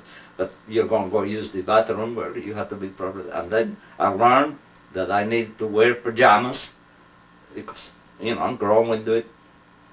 My sisters, and they are properly attired. Well, it's just like that. You become used to certain things and they stay with you. You just follow, and then you see that there's nothing hard about that. There's nothing snobbish about that, and there is nothing. It doesn't get you faster into heaven or anything. But it's a good thing that you live very relaxed and you feel very comfortable with yourself. And doggone it, we need to do some things for ourselves. And anyway. Well, let me ask you this. It seems to me, the letters and what you just said, that you set a very good example over the years. And that probably a lot of people in Paducah, Kentucky probably had never met a Mexican before. And all your fellow soldiers, perhaps most of them had never met That's right. A Mexican or That's Puerto right. Rican. That's right. And you were the first one they met. Yes. I think you left a good impression. I am. Remember, I was telling you that. Look, it's obvious that I have been blessed with respect that I earn, because they have different dates, these certificates, these invitations that they invite me to speak to civic groups, churches, but all of that has to do with education. And this thing summarizes all what I have in the wall. This is a resolution of appreciation from Central Virginia Community College. It says you served as a dedicated employee of the college for 22 years and served as vice president and president of the Piedmont Foreign Trade Council, and all these other activities that you took part in. That you were an inspiration and the namesake of Jefferson Forest High School's Eduardo Peniche's Foreign Language Scholarship. And you wrote a grant which funded the establishment of the Cross-Cultural and Foreign Language Resource Center. And you have a warm personality, I can see that. And your warm personality made him a joy to have as a co-worker and an asset to the college and the community. And your dedication and caring has positively influenced several generations of students. Therefore, be it resolved that the local board of Central Virginia Community College commends Eduardo Peniche for meritorious service and bestows upon him the title of Professor Emeritus on the 14th day of May, 1996. Isn't that something? When I read this to my mother, I told her, Mom, I kept my word to you. To the very end. She was in her 90s when... Yes, she died in 97, October 97. I got this in 96. Yeah. And I read it to her.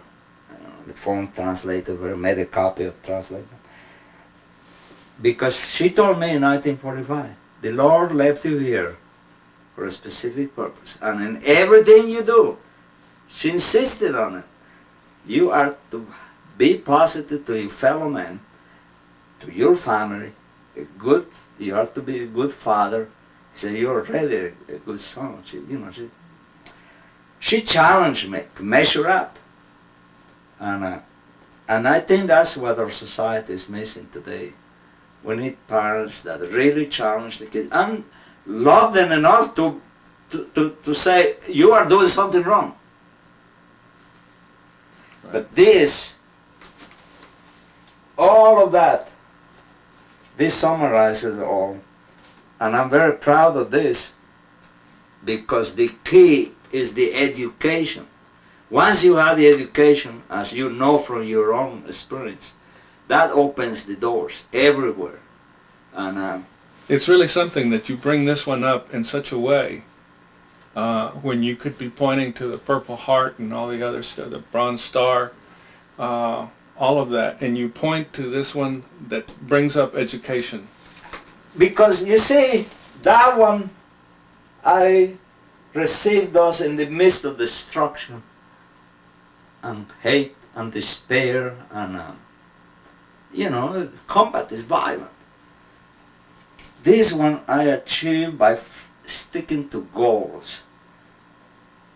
I was appointed to the Governor's Advisory Group of Virginia International Education, and I'm not a politician. But when someone speaks 5 languages, the governor of the state hears about it. And when he asks, who would you name for an advisory board for international education and international trade, I had the philosophy, I have seen so much dead in Vietnam, in China, and in the war, it's better to trade goods than bullets. I mean, I really believe in that. I really, truly believe in that. And how do I understand all of this? Because I'm an educated individual. Because I know who produces what is economy, and I have visited many countries in Central America and in South America, and of course in Mexico, where people don't have lights or water. Well, if we can open credits for countries to buy millions of dollars worth of weaponry, why don't we give them credits for them to buy pipe and electric lights? And I mean, maybe I am dreaming, but so I put my grain of salt, and I was a co-founder of the Piedmont Foreign Trade Council. The first meeting there were 8 of us, and one of those was a speaker. When I left, our meetings would have 80 to 100 people. And then I was the very first president of the Piedmont Foreign Trade Council that came from the academics, not from the business community. But it was the business community who told the governor, you're going to form a group, I would recommend that you include this man. And that's how it happened. What governor was this? Belials, the governor of Virginia, Democrat, governor of Virginia. Then I got the Douglas, you know, that he was the communication, you know, outstanding educator award, bicentennial, I got the eyes. So, see, I have education. I am very proud of those because measuring up as a soldier, citizen soldier, that's what I'm very proud. But this is my pride and joy. See, because this could have terminated. They could have sent my mother Purple Heart along with my body, or informing her we bury him out there on the side road of Holland, or he's buried out there at Longchamp, you know, and they send her the Purple Heart. But this one is what I followed through. And then even when I came here, for 5 years, I continued with a positive attitude. And then when I retired, the Army sent me down. Let me check to see our time here.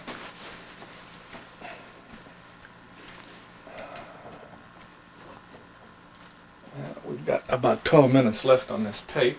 Huh? Read this.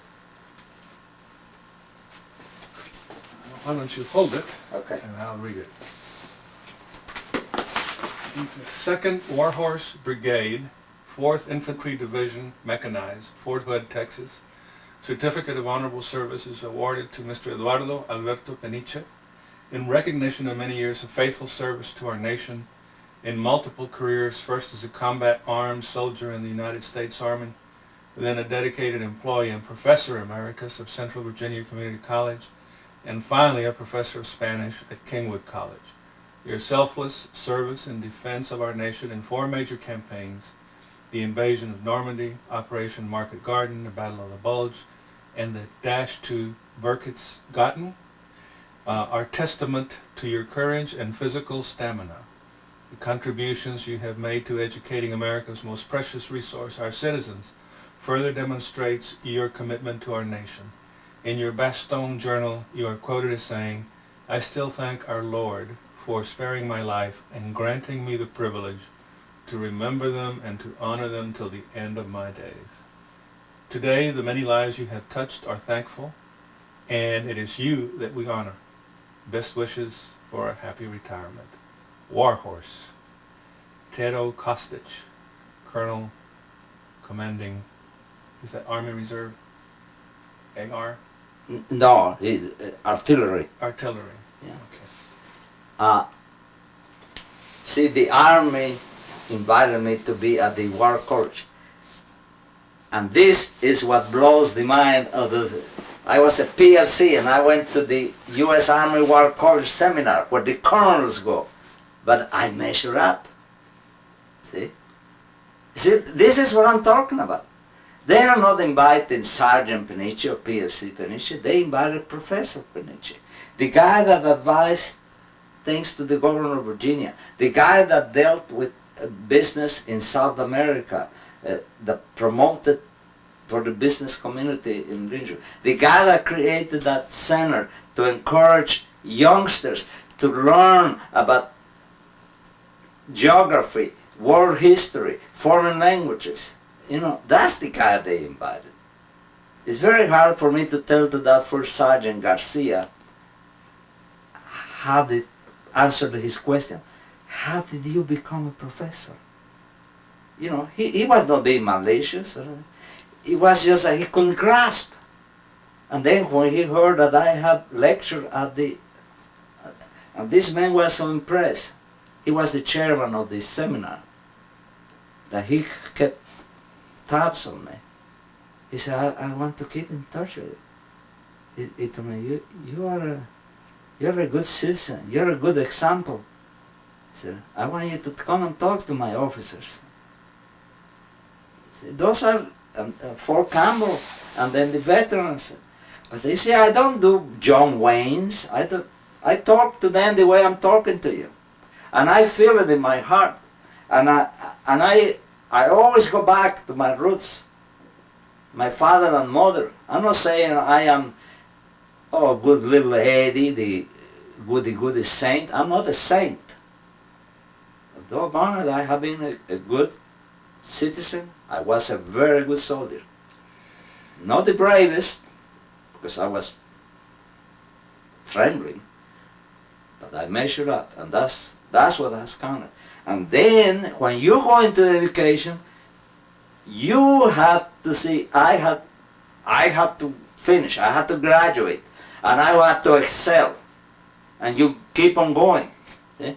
And even today, I have not established. I like to read anywhere 18 to 20, 25 books a year. I do. On any aspect. And then I enjoyed reading magazines in French, in Portuguese. I have a few books in Vietnamese. I cannot read that fluent anymore, but it keeps my mind sharp and makes me feel good. Now, when you were growing up in Yucatán, did you ever think that Eduardo Peniche was going to learn, well, you already knew Spanish, and a little bit of English. Yeah. You would speak English well enough to be a professor. Yeah. That you would speak French and Vietnamese and Portuguese. I never could have imagined that. I couldn't. I had a very limited environment. I could dream, yes. I dream a lot. You know why? Because I read a lot. In my home, my father didn't own a car, but he had a estante, you know, it's a bookcase with several, 50, 60 books. So dreaming is important. absolutely. See, you know, when I went to Spain, to the Alhambra, when I saw the patio of Alhambra, where the Arabs had that palace, you know, in the Alhambra, and the lions and all that, I could swear to you that I was coming back. I had never been there before, but I had read so much about it, and my Tío Juan, uncle, my granduncle, who died at age 107, he was from the Canary Islands, and he would tell me and describe me the Alhambra, because he had read a lot. And I'll show you, before we leave today, I'll show you a book that he gave me. You know, so I have been blessed in that sense, that I have been surrounded as a child and as a grown-up by people who love to read, and when they love to read, they ask you, did you read this and did you read that? They ask you because they expect that you have read it. See? You can hide, but you cannot escape. So you keep up to you keep up with them, and so that helps a lot. And this is what I have made the other night, 10 days ago. Our first grandson, he said he wanted the words of the preamble of the Constitution. I read him half of it, you know. I told him, we the people, but then I stopped. I said, well, here you're going to find that, and I said, well, you know, you have the encyclopedia, or you should have a history book, and then first look at it, then read it, and then call me after you have copied it, and then read it back to me. Well, Granddad, but you are a historian, and no, I'm not a historian. I like to read a lot of history, but you do that. Well, about an hour later he called. He had done. Okay, so I corrected 3 things that he misspelled or miscopied. But that's the way to do it. Tell me, if I just dictated to him, what benefit does that child has? You know, Ed is 12. He's not too young not to be able to do preamble, 4 or 5 lines. He should be able to read it and copy it, then read it back to me. And I say, yes, and how do you spell this? And, you know, when I heard him mispronouncing, I said, so. And that is, but that's what has to be done. Now, does my son have time? Maybe he doesn't have time to do that. Does my daughter-in-law, they are now divorced, maybe she doesn't have time to do that. But by God, as long as I have time, that's the way it's going to be. I'm not going to be giving those kids anything or write the paper. I do volunteer tutorial work here at Kingwood College. And those students, they say, I need this for Friday, and see, you can give. I said, I help you with the outline, and then you fill in the thing. But for me to prepare a paper for you, that I'm damaging you, and I am cheating on the professor myself. I'm not going to join into that. And we need to do that. We need to be like that. Call it old-fashioned. Let it be old-fashioned. But let's maintain the integrity, because it boils down to that. We, in the real life, you're going to have to do the things for yourself. That's right. Let me change the tape. Okay.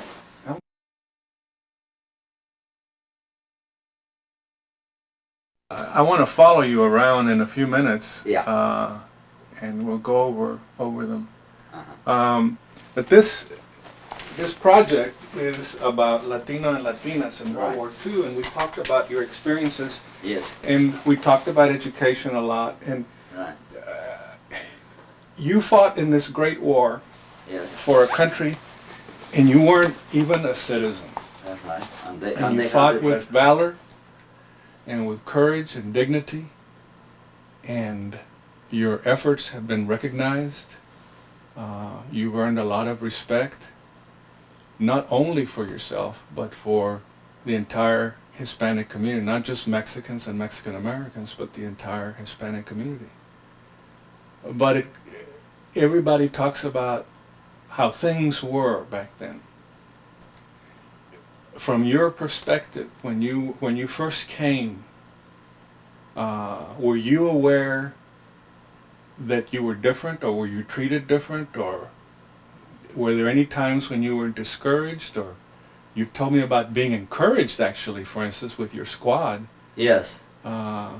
So it seems to me you've had a lot of wonderful experiences. Yeah, but remember this, that I came through the border at Laredo, and then we drove to Texas, Texarkana, Arkansas, Tennessee, the West Tennessee, and West Kentucky, where Paducah is.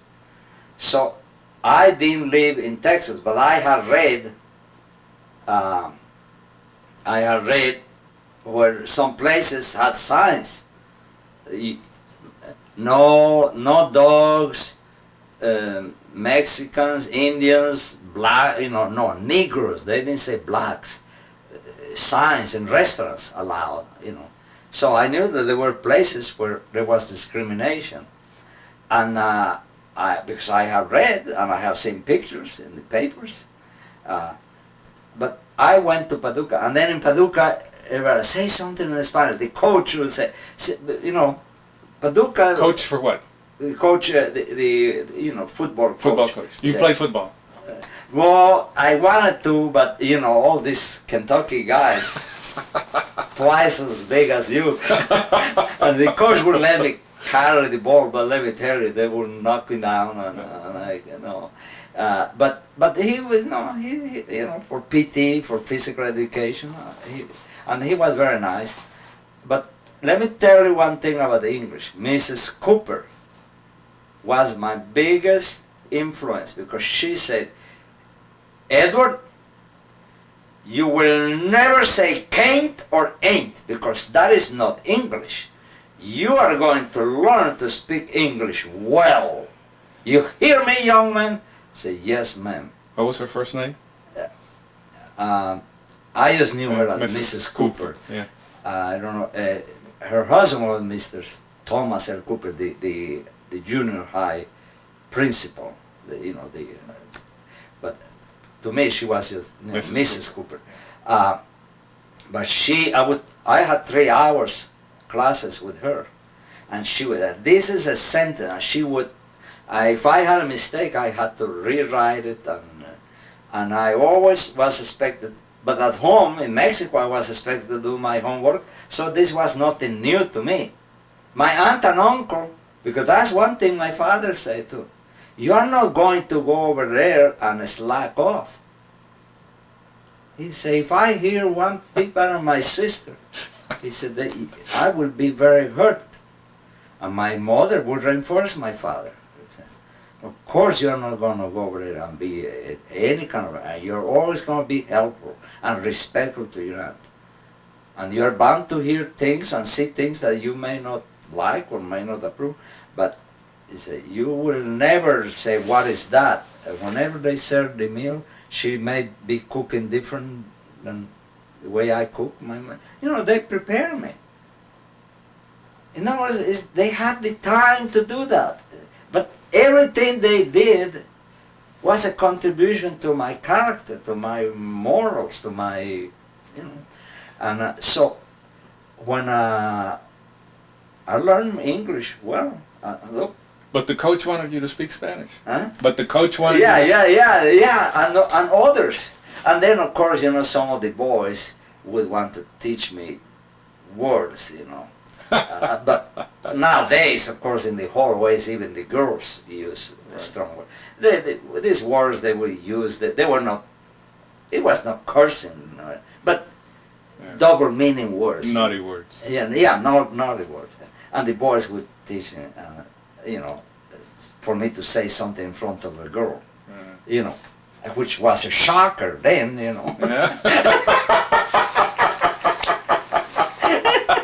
Well, what things would you tell them in Spanish?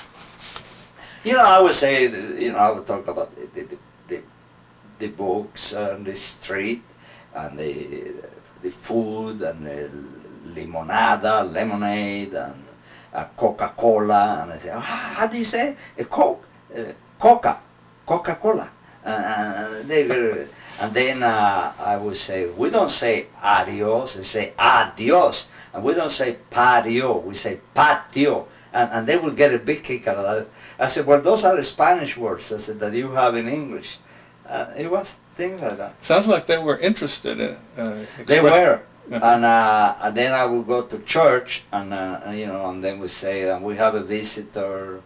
We go to the Methodist church, and then they say, a visitor who is living with his aunt and uncle,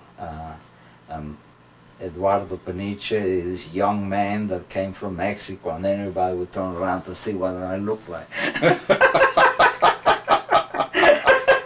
And then the girls, I was a good dancer, but yeah. Well, you were a dashing figure. Yeah, I had I was a good dancer, and I had an inclination to be polite, and then and the girls thought that my accent was cute, and I had a lot of girlfriends. I bet you did. I sure did. Yeah. But that's another thing. Remember, living with my aunt and uncle, who were very, very nice, but still it's not your home, Right. And then you want to bend backwards to help, and anything they hint at you, you do it. They don't need to draw you a picture, If I hear that my aunt tells my uncle, she would say mono. Mono is like saying monkey, because my uncle was a Spaniard. He was tall and very hairy, so she would say, this guy started to be a monkey because he had a lot of hair in his chest. And she said, mono, I think today is trash day. I hear that. Why in the world should I wait until I say, Eduardo, you want to get the trash out? I would, get the trash out. If I hear, that's all I needed. Or give the dog, they had a dog, it needs fresh water. In other words, you look around, see what is you're going to help. Remember, I am there. They feed me, clothe me, have a place to sleep, and they are providing for my education. Well, so in other words, you have to adapt to make a contribution. Mm-hmm, mm-hmm. And if you have that tendency, but remember, I'm growing up with that, then you are part of the team, and I blended well. I didn't have any trouble with the army.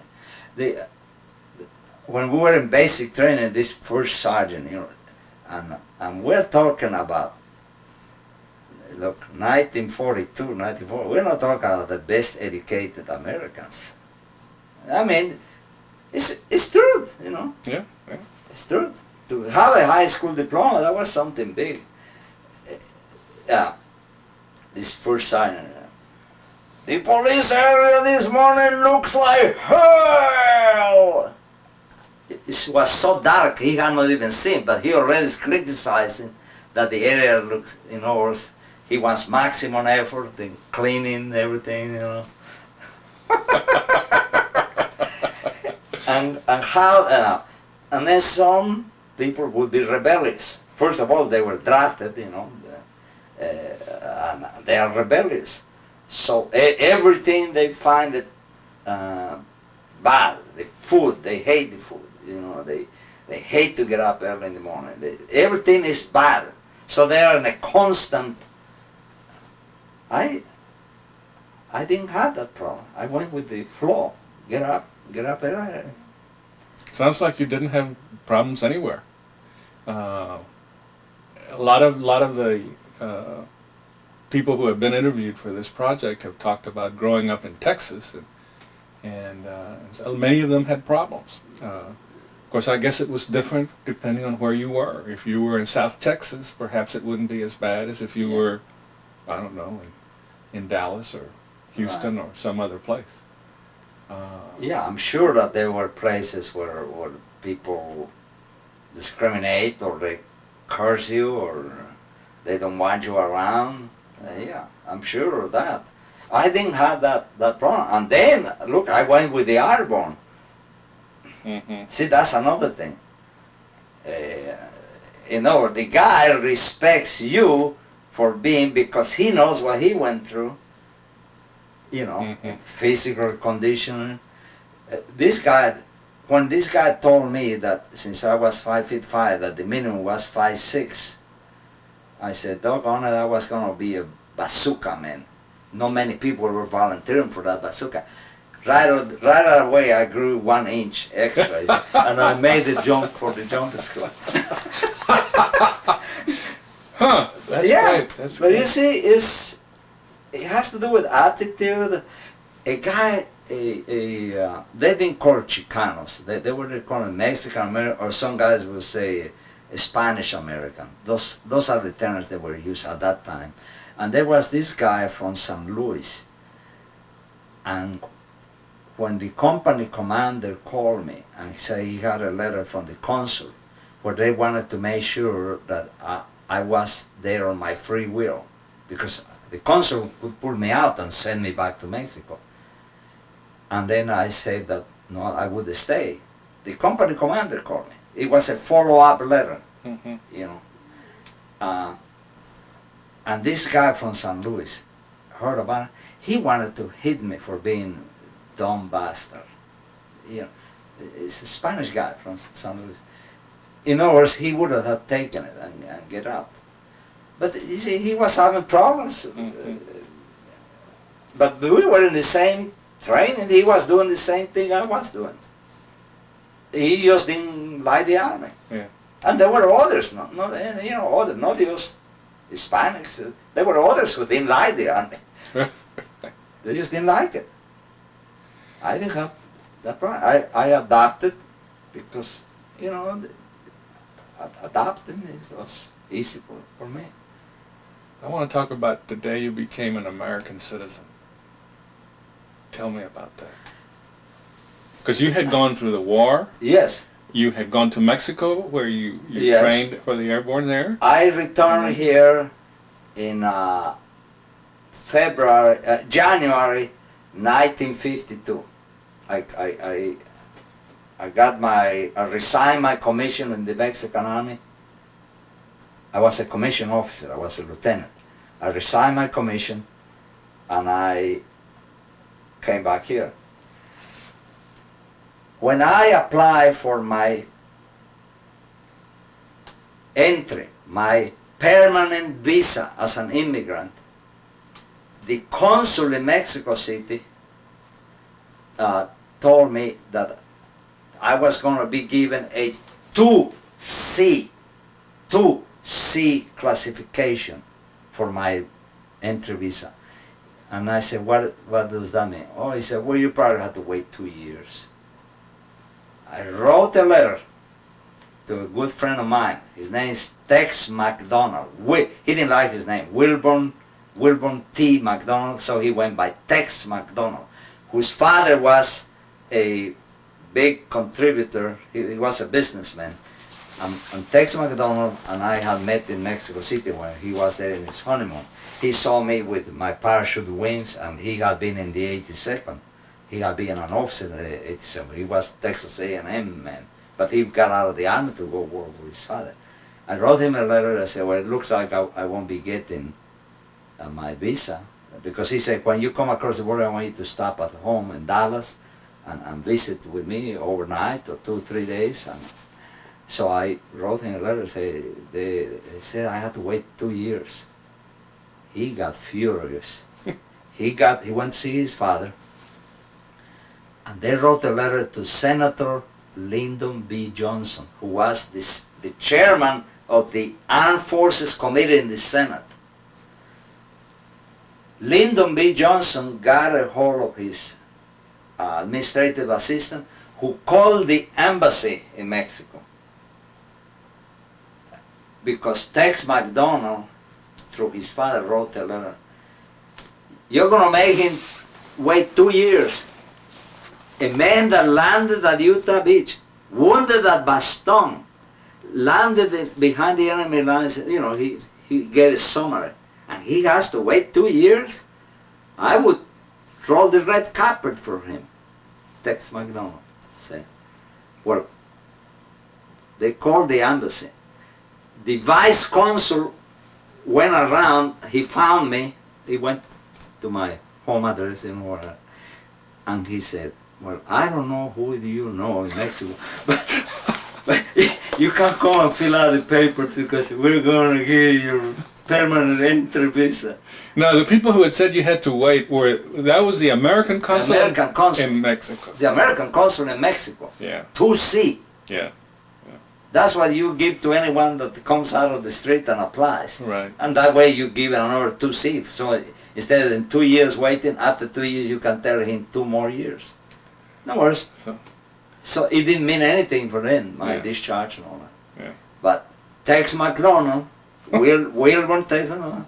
So I came back in January, and I kept my word. 52. 52. And I said I was not going to be a public charge. I was going to re-enter the U.S. Army.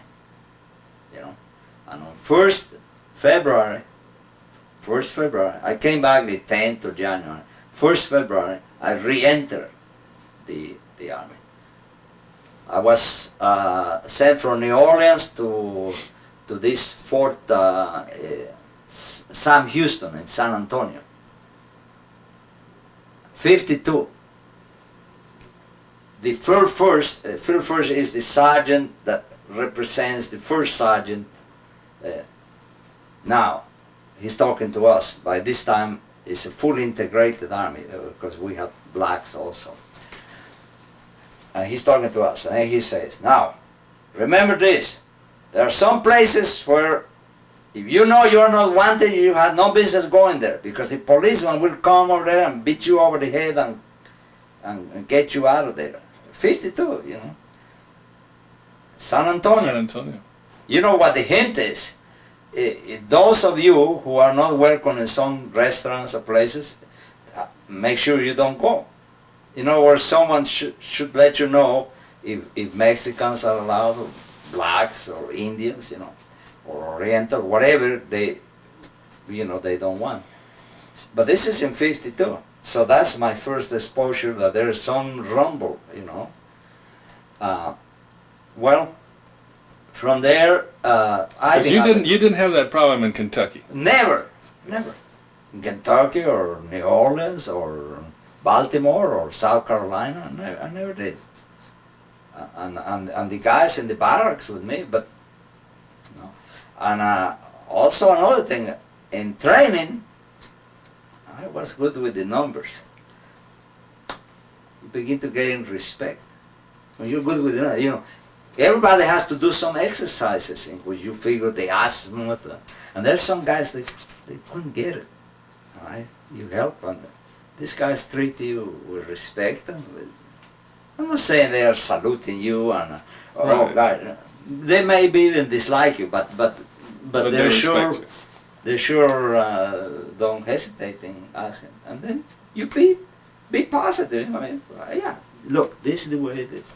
Anyway, so I was sent for refresher infantry training before being sent to airborne refresher. I was sent to Fort Raleigh. While I was at Fort Raleigh, I started corresponding with the high school where I attended in 43. And this young lady was in that high school. I started my correspondence. We became pen pals. And that's how we started.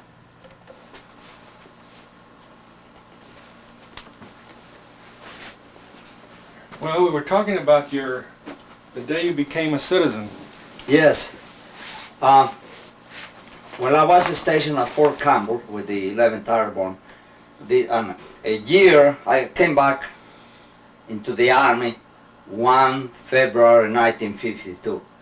And a year later, when I was at Fort Campbell, in February 1953, on the 24th, I appeared before the Western District Court, Western Kentucky Federal District Court, and to become a citizen.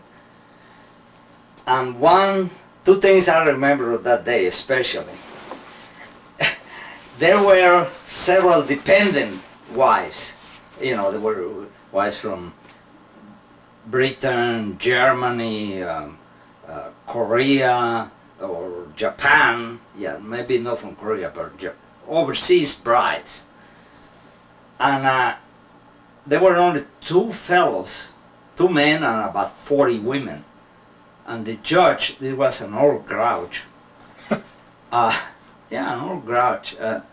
I remember you approached the bench and then he said, "State your name, please," he would say. And then he said, country of birth, and then, what is your age? And then the funny part was the women would mumble. I didn't hear that last sentence. What is your age? And he would make them say it, And this British woman, she probably was about 50, or anyway, you could see that she was hesitant in saying 50-year-old. And it was funny how he was doing with this woman. Then it came my turn, and then the clerk said, Eduardo Peniche, and I say, Eduardo Peniche.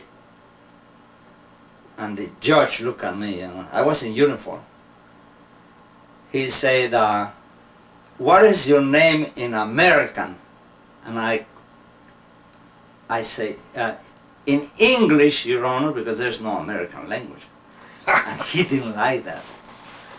Yes, in English. I said, Edward Albert Peniche. And he turned around, he said, write that down, Edward Albert Peniche. And he robbed me of my name. Because he couldn't pronounce the name, and the clerk mispronounced it, Eduardo Peniche. It was So that's the way it was written on your citizenship papers? Yeah, it was written Edward Albert Peniche. Yeah. They didn't change my name, thank God, my last name, my father's name. I would not allow them. But you're hesitant when you're before a judge as a grouch and acting like that and browbeating these women. You could tell he didn't enjoy. He's an old man who probably didn't approve of these war brides. Mm-hmm. Orientals, Germans, and even this British woman. He said, what kind of government do we have? It's a Republican government. He would ask these questions, and these women were intimidated. And I was answering. I answered correctly. I was paratrooper, 11th Airborne, 5th Parachute Infantry. I was full of piss and vinegar, so I would answer. But when the clerk called me, he burst out my name. So I corrected, I said, Eduardo Alberto Peniche. I said, Peniche. So this judge, who figured he was not going to be able to pronounce it, he asked me, what is your name in American? And I said, you mean in English, Your Honor? And he didn't like that at all. Well, it's English, it's not American. I was right. You were right. So he said, write it down, Edward Albert Peniche. And that's the way he wrote it in my U.S. citizenship certificate. So I became Edward Albert Peniche, which is fine. And then, of course, by this time I was beginning to date. Then I have been corresponding with him for a year. Mm-hmm.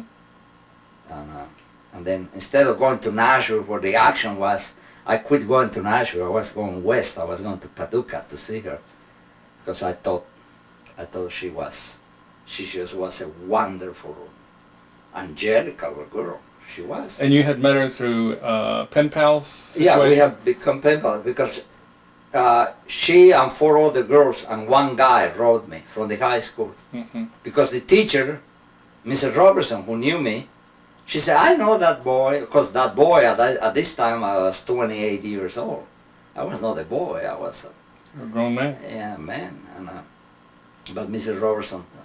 And so I asked, Now, and you had written the high school because what? well, because I knew the high school was my high school. Mm-hmm. That's why I wrote. You know, I knew. And you wanted pen pals? Is I that wanted pen pals to practice your English? my English. I see. See, I wanted to take the NCO test. I wanted to go to John Master School. I wanted my English to be flawless. Yeah. You know, and then while I was there, I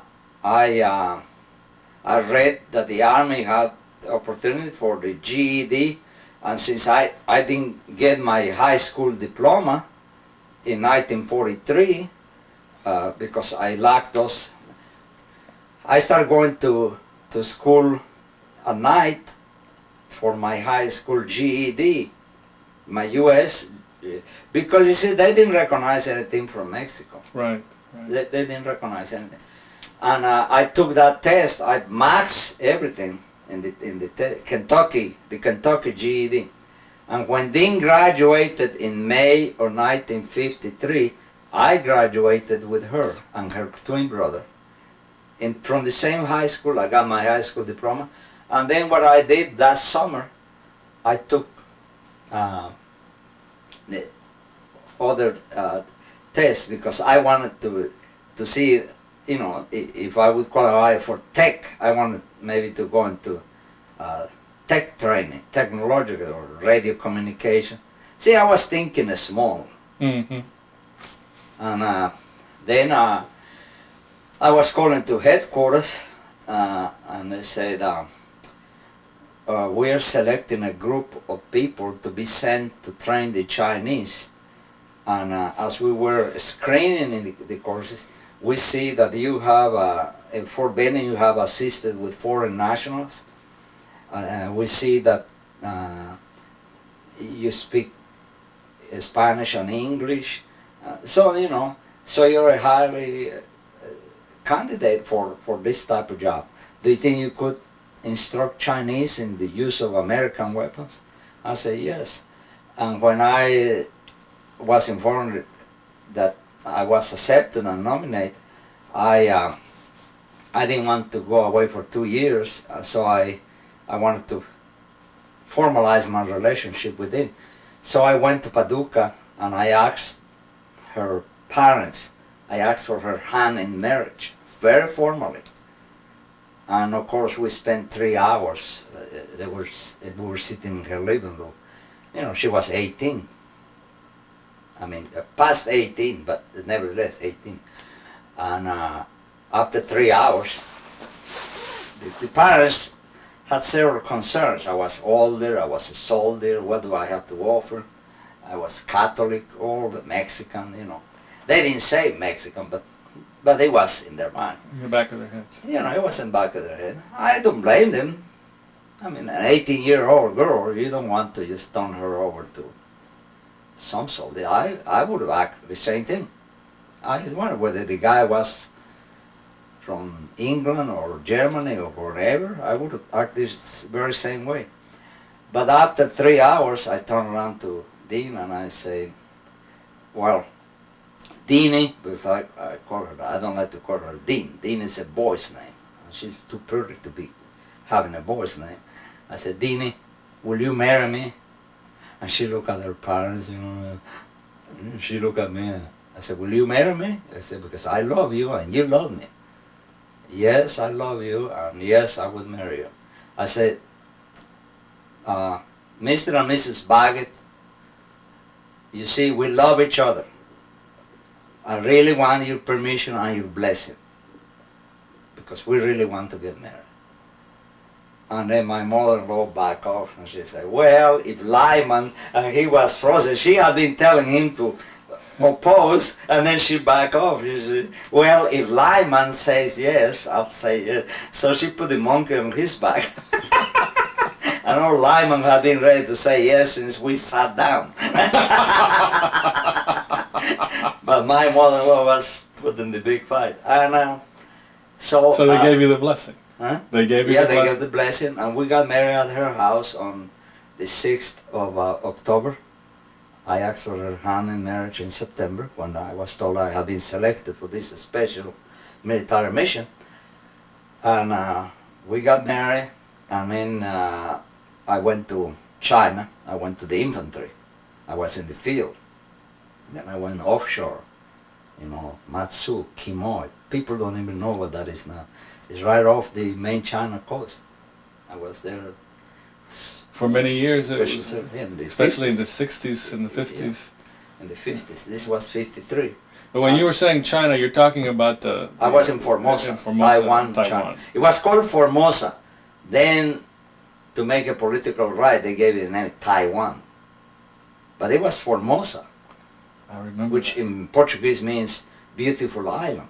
Yeah. Formosa Isle, that was the name of it. But the Chinese, to show their nationalism, they abolished the name Formosa and they gave it Taiwan, which was the Chinese name. Mm-hmm. But actually it had been in the hands of the Japanese since 1904. See? And the Japanese kept the name Formosa. And anyway, so we were there 2 years. I did a fairly good job. My name came up and I was sent to the parachute school as instructor. And that was one of my great assignments. And when I went to the Fort Benning, Georgia, to the parachute school as an instructor for Latinos, at that time, Dean told me, the University of Georgia offers courses at night for college, and she encouraged me. So I took English 101 and Government 1. I made A in Government, B in English, and Dean helped me with my coursework. And once I discovered that, then I knew I was on my way. And then the Army selected me for language training. I applied for a military mission. I liked the missions because you get extra pay, you work in civilian clothes. I mean, you can wear civilian clothes, and then you work in the field, but you still get extra pay. And so they asked me to take a language test. I took a foreign language test, and all of a sudden they informed me about a month later I had been selected for Vietnamese. I didn't even know that there was such a language, Vietnamese. But I said, yeah, I'll take it. I score high. It's a test that it's a challenging test. It tests your grammar and then your analytical thinking. See, they give you words. If this word were in this sentence, what do you think would be? Would it be a verb? Would it be a noun?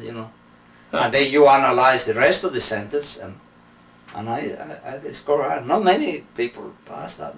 The guys that passed that were college guys that were going to the Army Security Agency. But I was from the infantry, parachute infantry. Yet I scored high. And I have been taking college courses. So I was selected for the U.S. Army Language School in Monterey, California. And I took 47 weeks, 6 days a week of Vietnamese, 47 weeks. And I did well. The final test, you are in front of like a mock-up, like you're on a mountain and you're looking at something, and then you describe what you see, and you say where you're located, all in that language. And then you talk to someone like it's in an airplane, or someone in a radio, and you have to be correct, otherwise you're making mistakes. You're ordering artillery, you're hitting your own men and all. How soon after that did you end up in Vietnam? I thought they were going to send me to Brazil because in the language school you take Russian and then you go to Korea, you take Korean, you go to Brazil and so forth. Well, I thought I was going to go to Brazil or Venezuela because that's the mission I applied for. in Venezuela or Brazil for the parachute school. Since I spoke Portuguese, I learned Portuguese in China with a Portuguese priest. And Now you did that on your own? yeah, I did that on my own. Uh-huh. But the army allowed me to have time off to study. You know, Uh-huh. you know the army was changing. They were saying we want to have educated people, and so when I graduated in December of '58, I came out on orders to Vietnam, and I arrived there in January '59, and in July of '59 they started the uprising. They killed the first Americans in July of '59. Was Deanie with you? No, Dean didn't join me Dean joined me in May. See, I was only to go there for 13 months, but they saw that also I could read French. So the army wanted to keep me there for 2 years. I said, no, I go by the law. The law is 13 months. 12-month tour plus 30 days by the commanding general. He gives you 30 extra days for the good of the service. That's the law. See, it was a hazardous duty area. Uh-huh. Uh-huh. So, and I say I stay, but my family has to come. Oh well, we don't have quarters for enlisted men. I say you have quarters for the people in the embassy, the people in USAID, the people in agriculture. I said, you get me quarters. I don't. And they did. They wanted me, Mm-hmm. and that's an eye opener, because normally you subordinate yourself to the military, but when you have the winning hand, you get accommodated. Yeah. And that was my eye opener. I knew I was a good soldier, military wise. You know, I was. Mm-hmm. I adapted well. I followed order. I knew no problems with it. But then I knew that I was a little bit above average.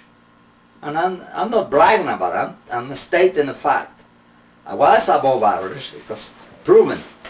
So when they offered me this, I said, well, quid pro quo. I'm still being a good soldier. They were happy to see me. I would deal with matters of security. I work for combined studies. Combined studies nowadays, everybody knows, is the CIA operation. They assigned me to do some translation work. That's super secret stuff. And I did that. In other words, I measure up. Mm-hmm. Once again, it always has to do what is it that you can do for me? What is it that you have to offer? Well, in 1962, it was time to rotate. And then by 1961, things really got out of hand. The Viet Cong were really were up in arms. And while I was there, I served 4 months with the Parachute Infantry Brigade, the Vietnamese Parachute Infantry. I was sent there temporary duty to help them to organize their equipment. They had some equipment that was not compatible, ground to air communication, a lot of things that needed to straighten out, and I assisted with that. So how much of that time was Dean there? Well, how much of that time was your wife there? Dean joined me in May 1959. So she was there 3 years. I was 3.5 years. Of course, Dean lived in Saigon. I went all over the place. Yeah. I went to Pleiku. I went to Bien Hoa. I went to Cuchi in the south. I went all over Vietnam because I was also in security. But primarily my base was Saigon, and I worked in the headquarters, and we had a vault, like a cave, where combined operations things were. And, so by 1962, the Army was beginning to select assignments by qualifications. Kennedy was the president of the United States. Kennedy had a top priority program. It's called Alliance for Progress. The Alliance for Progress. Under this program, Kennedy figured out how to minimize dictatorships in Latin America.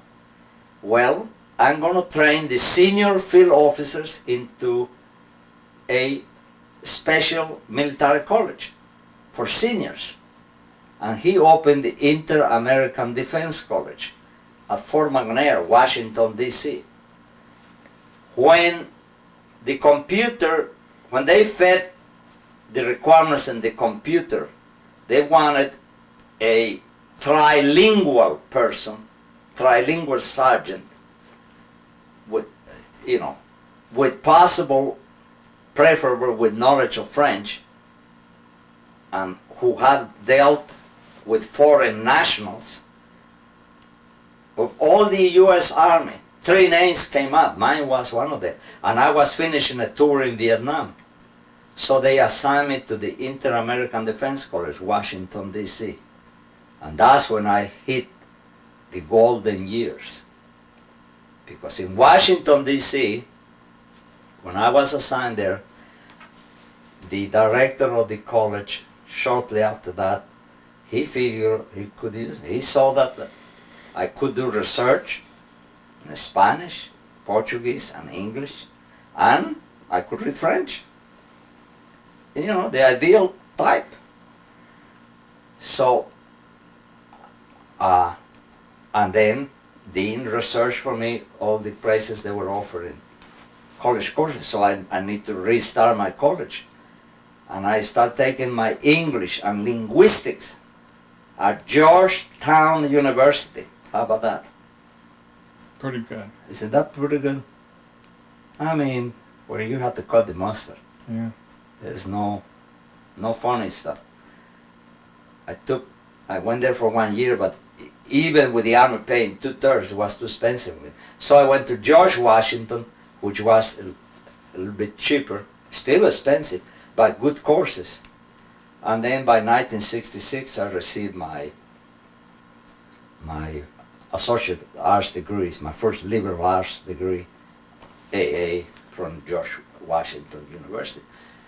At the meantime, I have made several trips to the UN to listen to economic conferences in the United Nations. Go to economic conferences, to political science conferences. Plus, I already made about 7 field trips to Latin America. So can you see the picture? Traveling, associating with senior officers, meeting 3 presidents, President of Venezuela, Paraguay, and El Salvador, and dealing with senior officers. The general requested, he said, I need this man to be like my personal attaché, my aide, my personal aide. And I need this sergeant to be in civilian clothes. The government, the Pentagon, gave me an allowance to buy suits, nice civilian clothes, so that I could always be close to the general.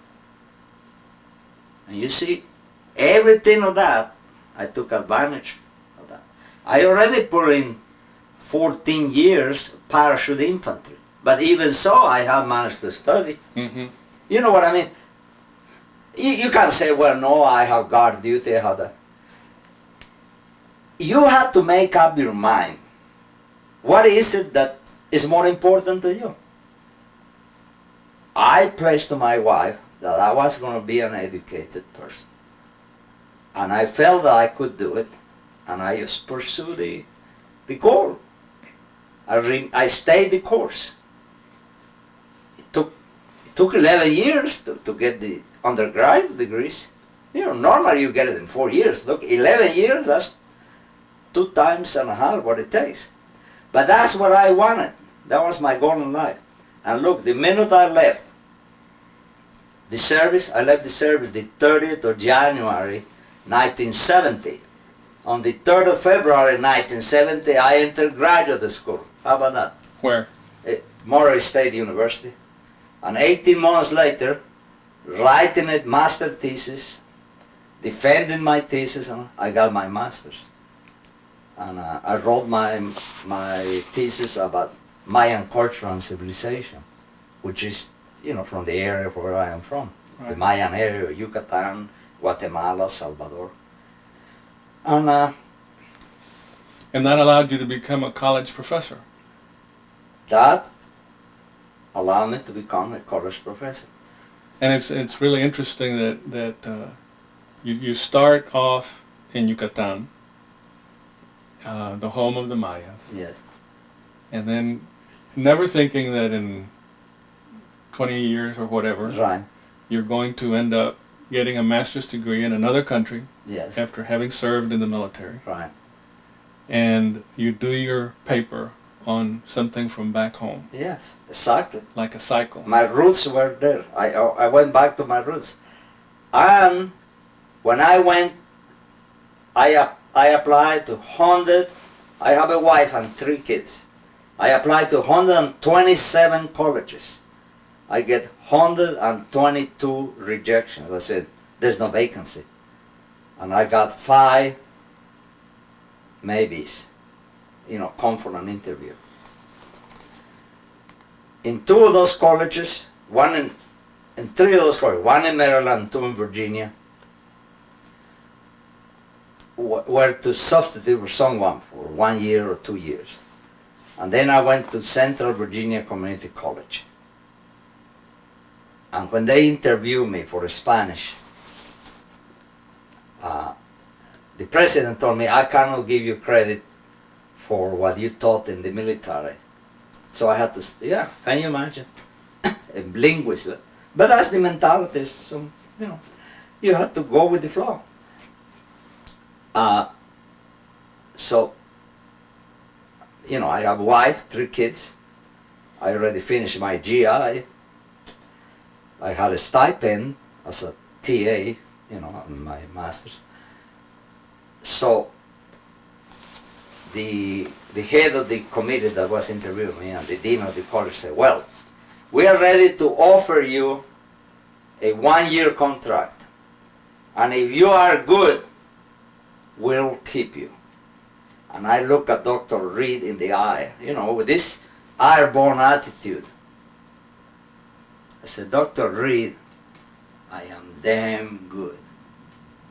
You know, you have to, back it up. When you open that mouth, back it up. I knew that they were impressed. 5 languages.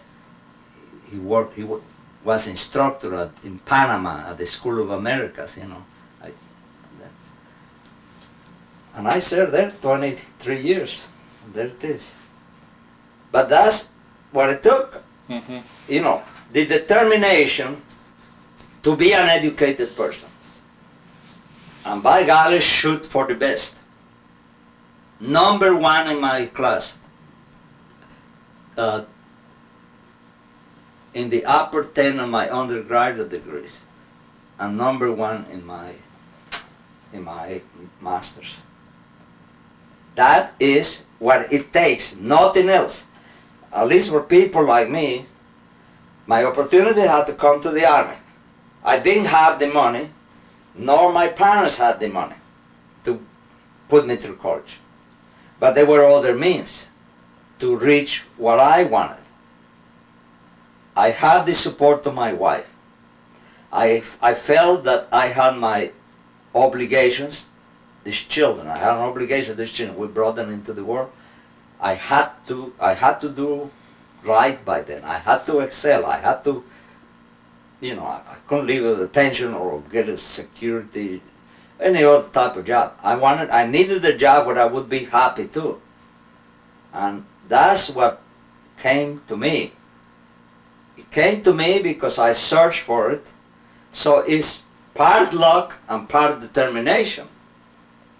And that's what it is. And that's why when I point out that thing, I said, the world, I am extremely proud of that. Look, I got from China, from Vietnam, from But that piece of paper, that little certificate, Professor Emeritus, says it all, because it shows that here is an individual that measure up in knowledge, in initiative, and it is not only academic awards, it's achievement in a positive way.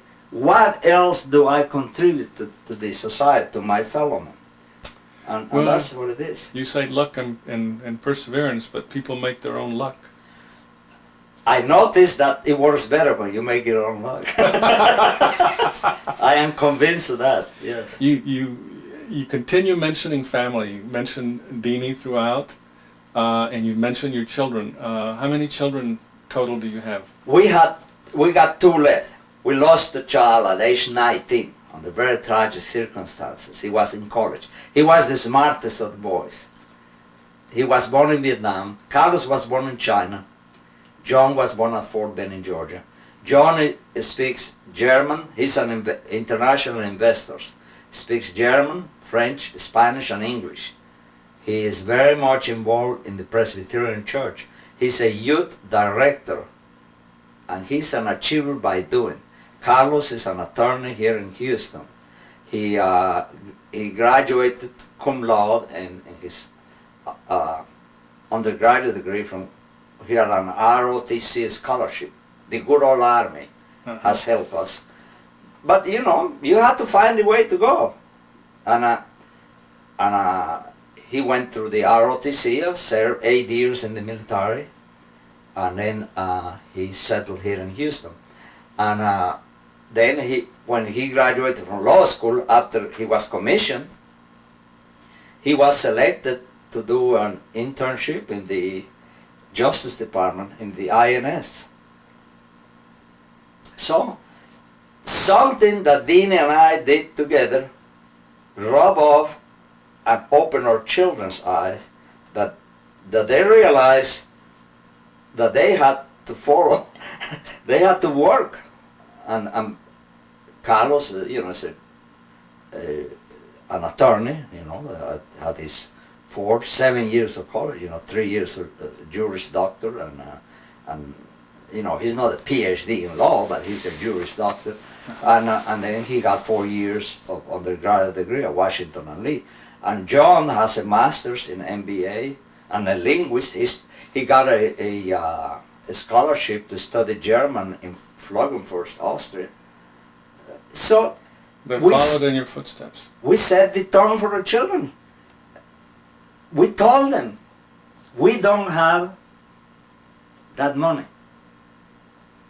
But here are the things you can do. Here is this, here is, you know, research. Look, and go for the highest. It worked for us as a family. But that's what it takes. You have to be involved, and you have to encourage them, and you have to tell them, yes, you are good. Yeah, it's hard, but everything else is hard. You're a very strong man. I'm going to ask you how you use that strength, because you mentioned this earlier before we started taping. 2 losses, not losses, but 2 setbacks in your family, your son's death and your granddaughter. Yes, severely impaired. Never will know who I am. You are. She will never do that. How did you summon the strength to deal with those situations? I acquired that especially from my mother, who,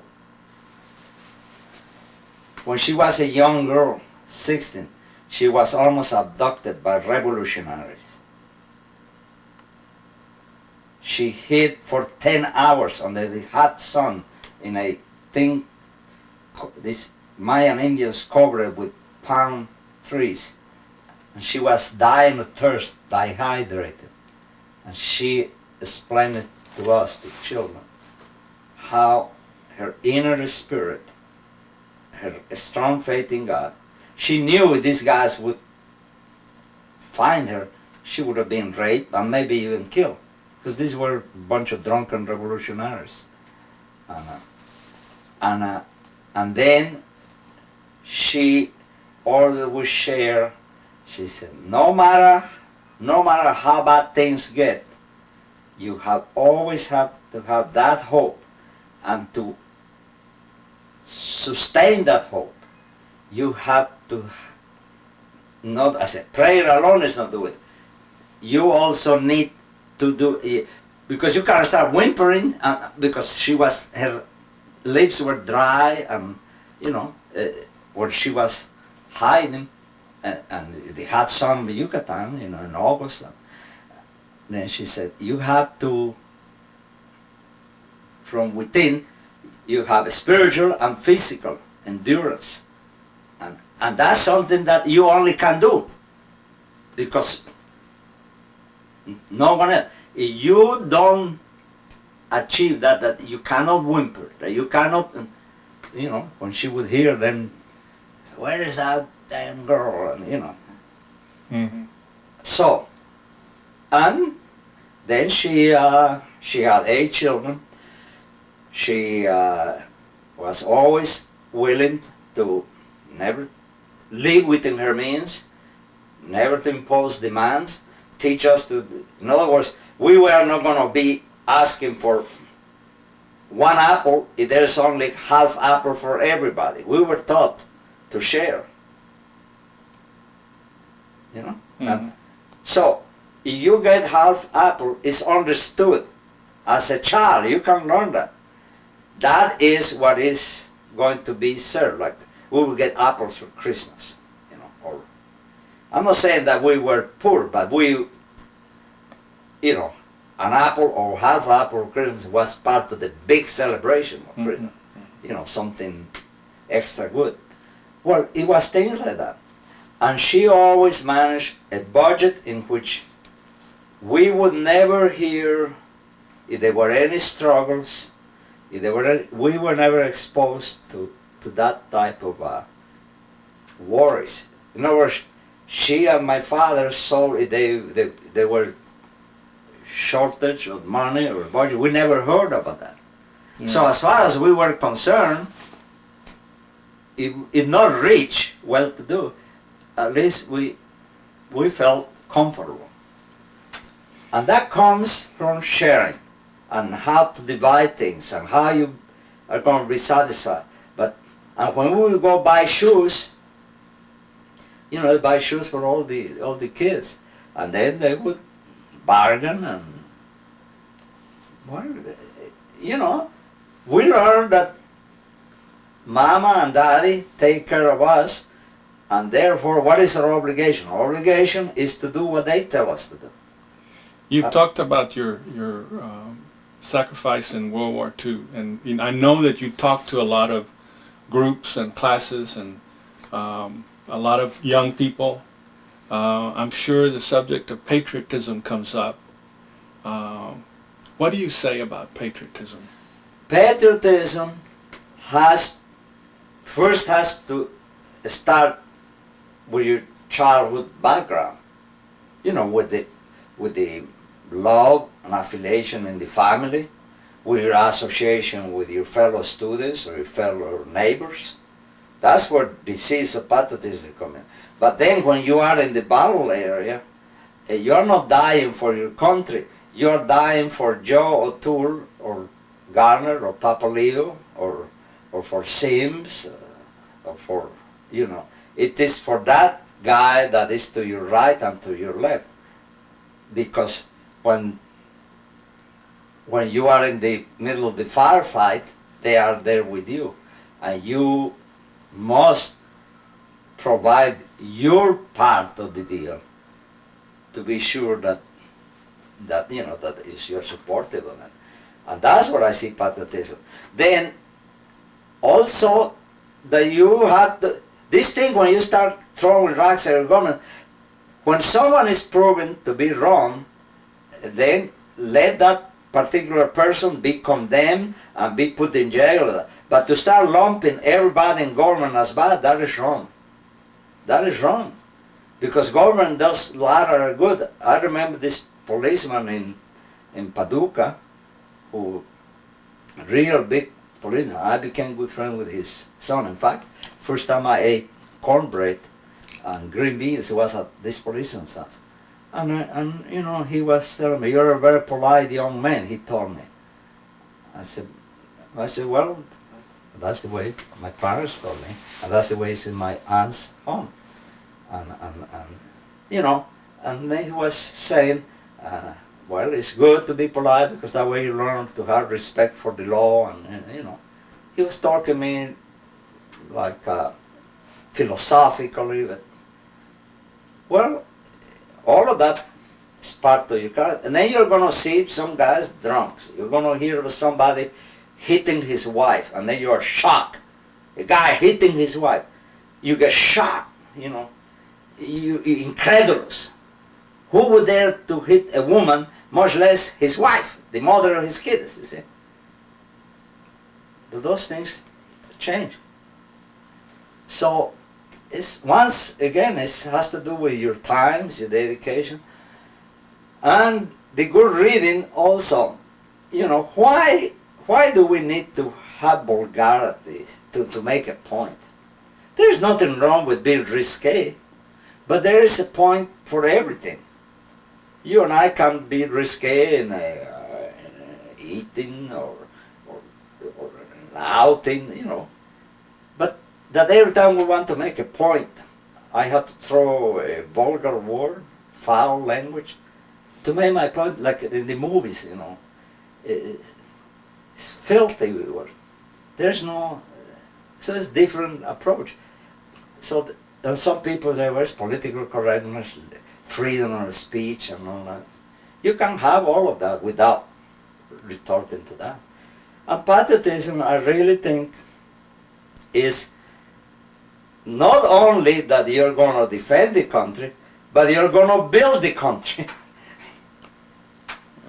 Really. Okay, we're getting close to the end. Let me ask you some of these questions relating to your cultural identity.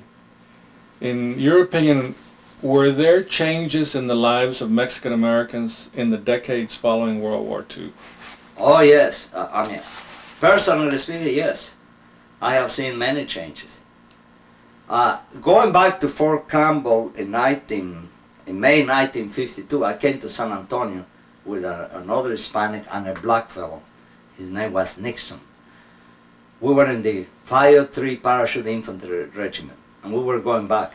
And when we stopped at Texarkana, Texas, at the service station, the guy told us, you know, we fill up on oil, and the guy told us that he didn't have the keys to the restroom.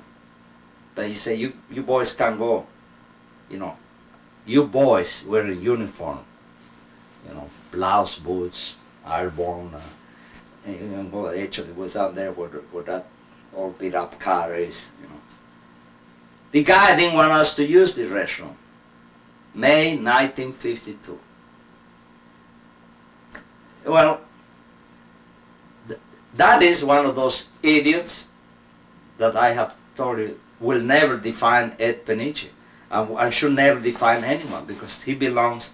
The guy doesn't know any better. That's why he is working in that type of job, because he cannot do anything better. And he's associated with people that inculcate in his mind, be sure you keep the blacks or the Mexicans. Yeah. In other words, in some places there are still, maybe even today, but it has changed tremendously. I think. Also, sorry to say this, I have noticed that we have among Hispanics guys, individuals, men and women, who eternally are looking for someone to save. You know, looking for causes to save someone. They're, you know, that this is wrong. You see the Oregon case. Everybody wants to say, well, the policeman automatically shot him. Yeah, they did wrong, they shot him. But now, when you dig a little bit more, you see that that the brother has lied. So you have to take that into consideration, that the brother has lied. And I remember in a meeting of the the Zavala group, this Tejano Historical Society, preservation of it's called the Lorenzo de Zavala. Oh, yes. Couple of people were saying, well, they trick Reyes. Let me tell you, Ben Reyes, maybe he did a lot of good things here, but he also did a bad thing, taking cash, also lying about his service in Vietnam. Look, I got my Purple Heart. I spent 2.5 months in the hospital, and this guy says he has 2 Purple Hearts and he was never wounded, although he was in Vietnam. Why does he have to say that he was wounded? Because he wants to be a politician and he looks good in his resume. You know what it means. What I'm saying, if Ben Reyes is lying, then it's Ben Reyes the liar. But that has nothing to do with Ed Peniche or with Fernando Dovalina. And I don't think just because the guy is Hispanic that we should come out in his defense. I see some people here that no matter what, they want to say, to defend. And I don't think that is right. Because I don't go around taking cash, in an envelope in the bathroom. Yeah. Do you remember, or were you involved in any organizations that were concerned with supporting the struggle for equality of Mexican Americans or minorities in the community during the 50s and 60s? No, because I was in the military. In the military. Do you think these movements had impact? Oh, I think so. I think created a sense of awareness. I'm convinced that it was good. Those movements were wonderful. Yeah, I believe that. They were necessary, much needed, justifiable. Yeah, absolutely. How did the life of your children differ from your own? Well, for one thing, they, you might call our marriage a mixed marriage, I guess. I don't know. When we went to Georgia, when I reported to Georgia in 1955, I was called to the first sergeant's office. He had to read me a little something that this miscegenation law, people. Well, he had to do it just because if I was planning to live in the community, to be aware that someone could come and knock, hey, are you two married? Well, you shouldn't be married or living here. He just wanted to know that they were going to do it, but nevertheless, he wanted me to be aware. And our children were very little. And so I was irritated by that. But it never happened. And then our children, since they grew up while I was in the military and we were in different parts, they never had any of those things that I had experienced. And they just blended in, and they knew that their goal in life was to go to school, do their homework, help around the house, do the things that I did.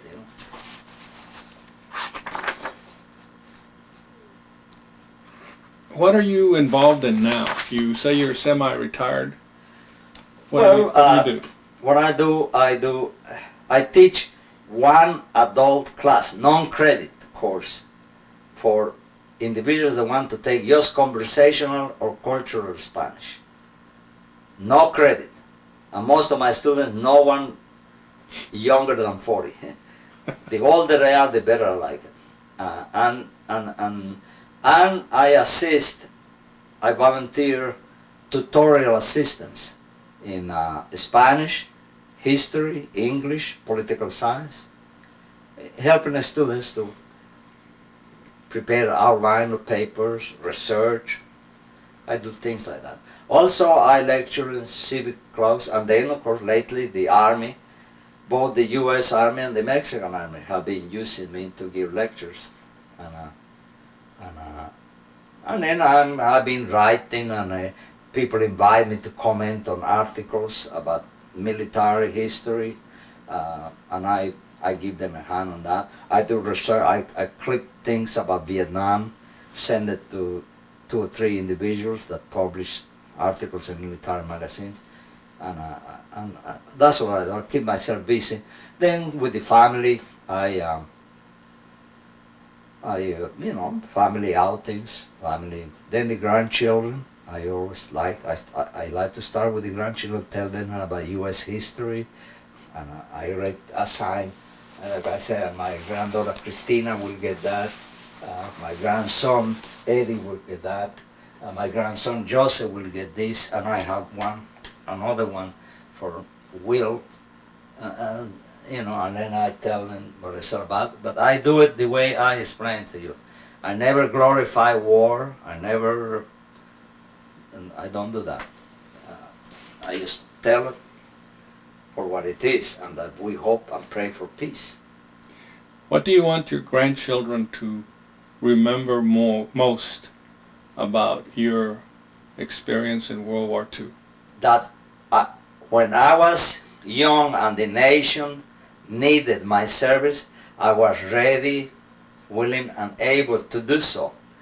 But that I prepare to be part of mainstream America by being an educated person or making a contribution to society. That's what I want them to remember. I want them to say, Granddad was in that war, period.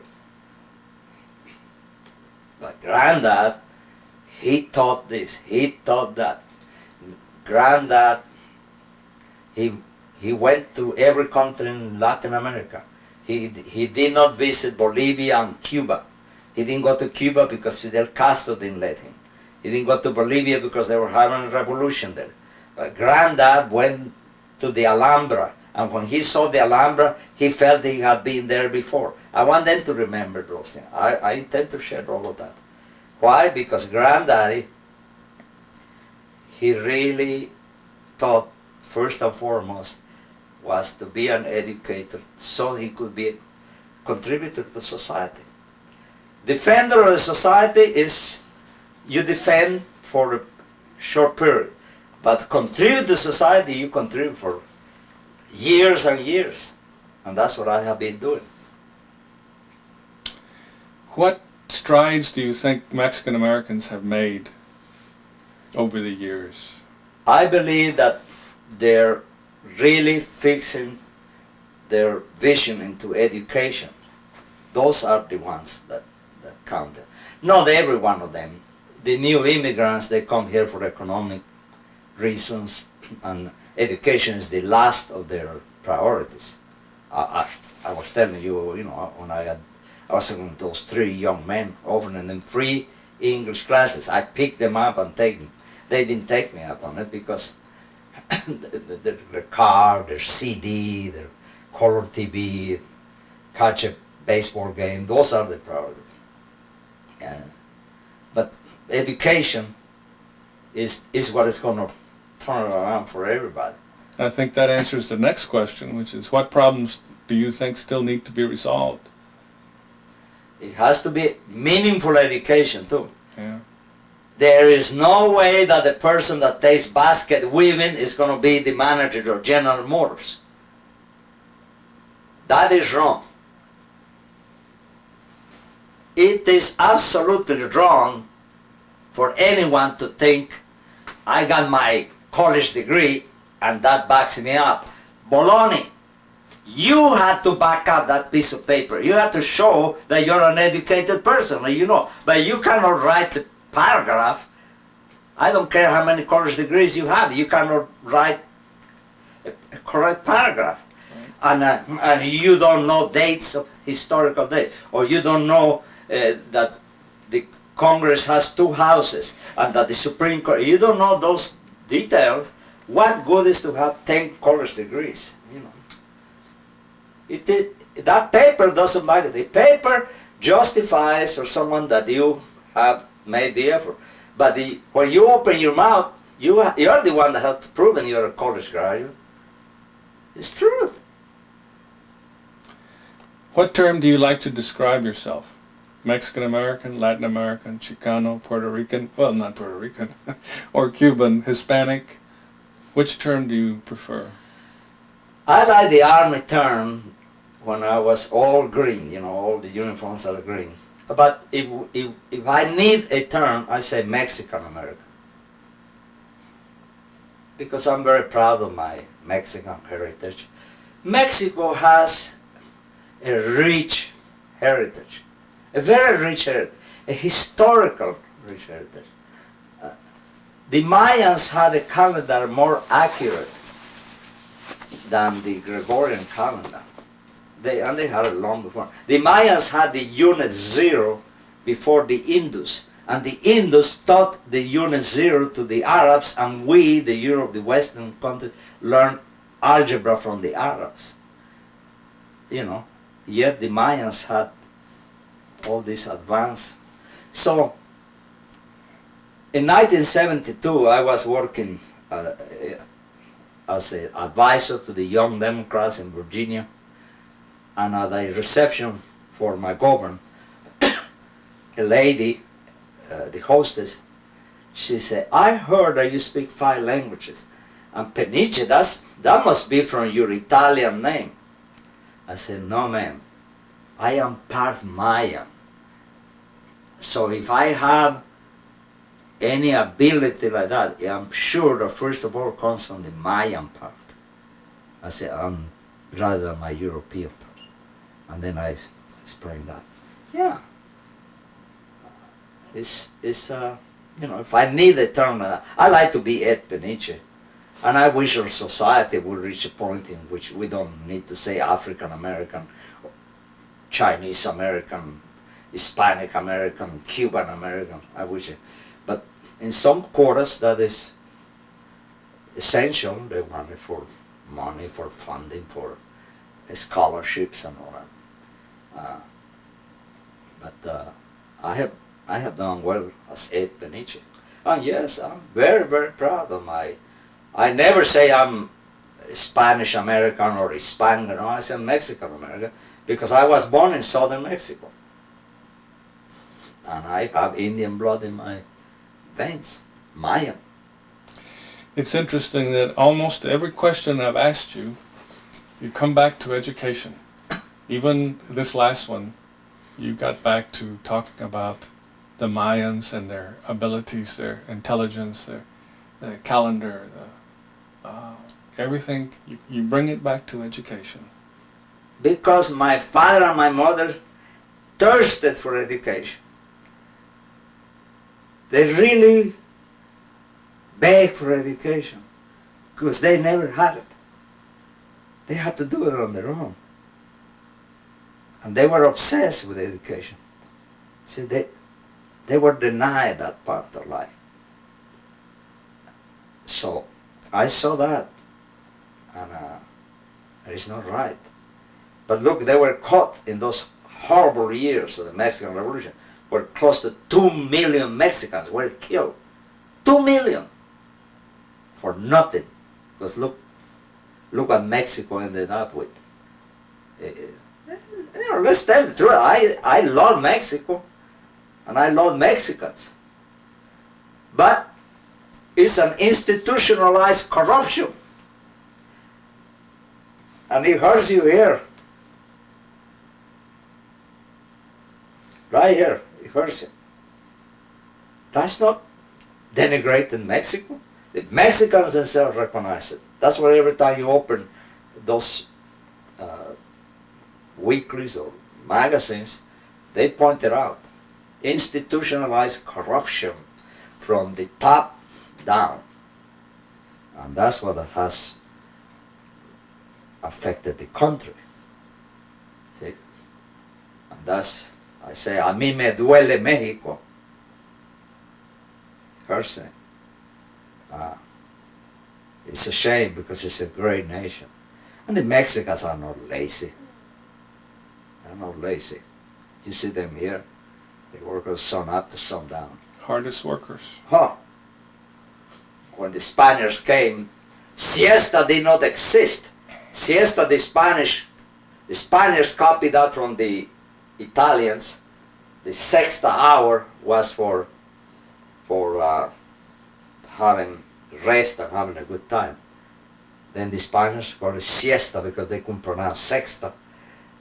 But the Indians never knew about that. They pick up the siesta because they say, hey, if this is part of freedom, we should have it. Mexican Indian worked from sun up to sundown. And they were artistic. And they were also good warriors. And also the Spaniards were. In the Roman legions, the Spaniards wanted to be with the front legion, where the responsibility is the heaviest. Well, you said that your parents thirsted for education, and it's really something that you in your life have not only have achieved the level of education that you achieved on your own, but that you've also worked so hard to make it possible for other people to enjoy their education and to have that thirst. What good that satisfied. would be for me if I don't share. You know that the way I talk to you, that's the way I talk out there at Fort Campbell. And these young officers, they have called me. And they tell me, Mr. Peniche, you are a great American. I said, so are you. I said, put it in your heart and go for it. I said, go for it. Don't talk about it.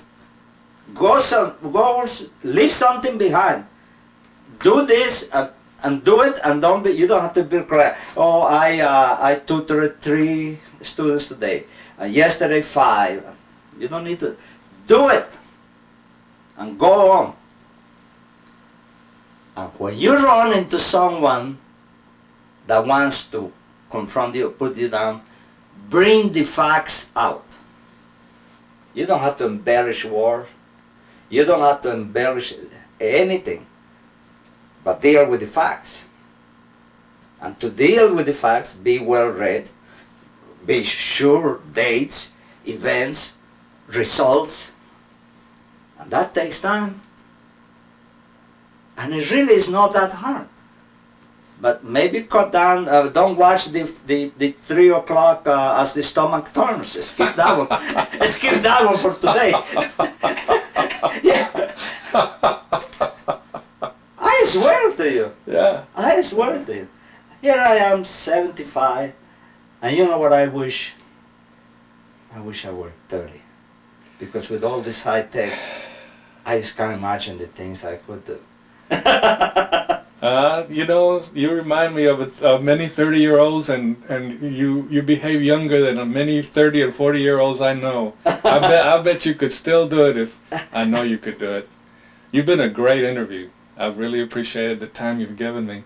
And the next few minutes, I'd like to spend some time going over some of the things on your walls, Yeah. pictures of your family and Right.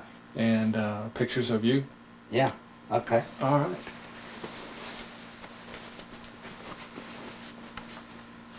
I'm just going to follow you. Okay. Well, of course, here in this side is my main awards and decorations. Then some of these certificates are, You know, okay.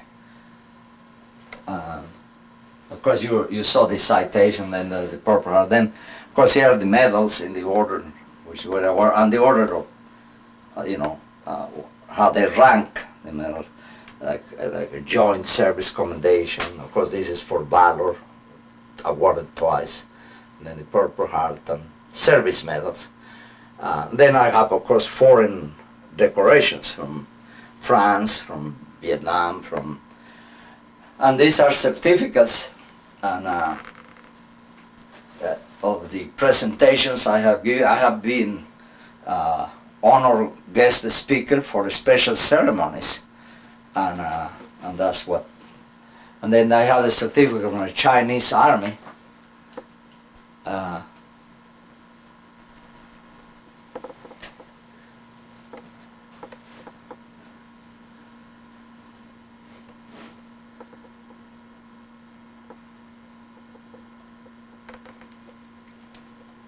I am there 20 years old. Age 20.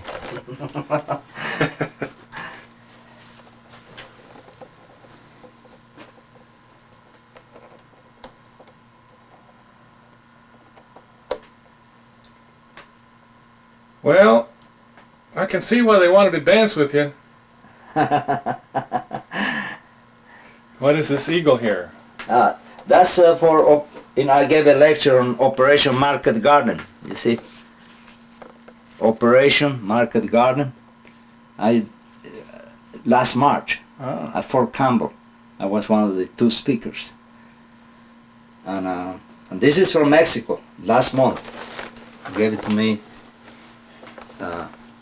Just last month, the Mexican Airborne Brigade. I gave a speech there for a special ceremony. And this is from clay from the Ardennes, from the soil, the ground, in the place where I was wounded. They made this thing from the clay from the Ardennes, and this was given to me as a gift when they named that monument the Stella Peniche. Mm-hmm. The monument is to the 52nd Parachute Infantry, which is that unit. See, right there, that's you see what it says, the 52nd. You see what it says here, from the officers of the Strike Brigade, which is the 52nd. The monument was to them and to the 80 squads, Baston, you see. And then let me show you something special. This is from Holland. It's given to me by a Dutch citizen.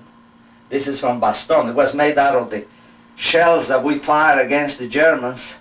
From the bottom of the shell, you know, the canister, they made that souvenir. And here is my paratrooper of the half century award, given to me in Virginia. What is the significance of the pins on your beret? Is that called a beret? Yes, it's a red beret. The Airborne wears a red beret. Well, I had the different units like Vietnam, Europe, then the 50 years of Airborne, and then of course like 50 years of anniversary of Normandy. See, this was. There is my certificate of the Airborne school. I went to the non-commissioned officers school after the war, so I have been in a constant search for the. Then of course I had my educational awards. You see, this is the latest one, NISOD Award for Excellence in Texas, and then I received the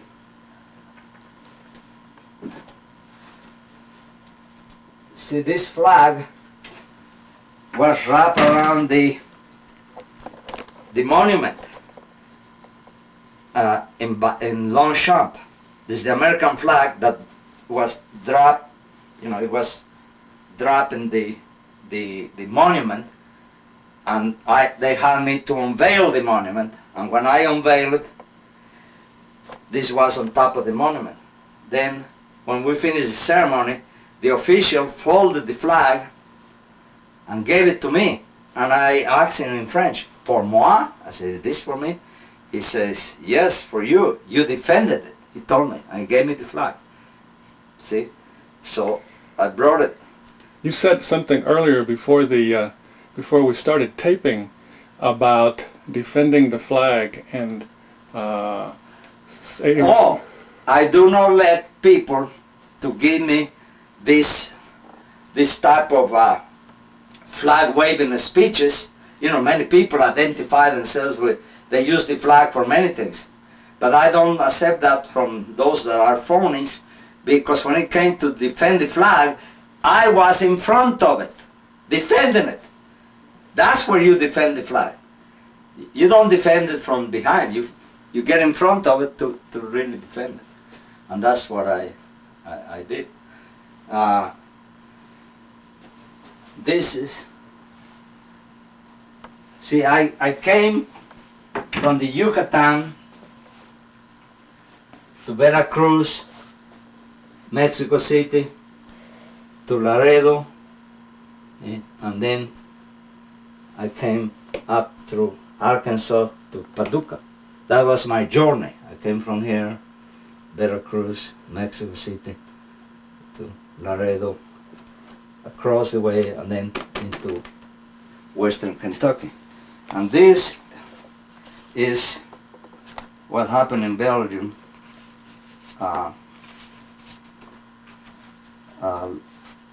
in '99. Here is here is Eduardo Peniche, and this is the official letter where they talk about Eduardo Peniche, and here is the I donated this to my unit. Here's that crucifix that I was telling you, that crawled past the crucifix. Here's the Eduardo Peniche. 3 generations of Peniche were present. Here I am, here's her son Carlos, and here's a grandson.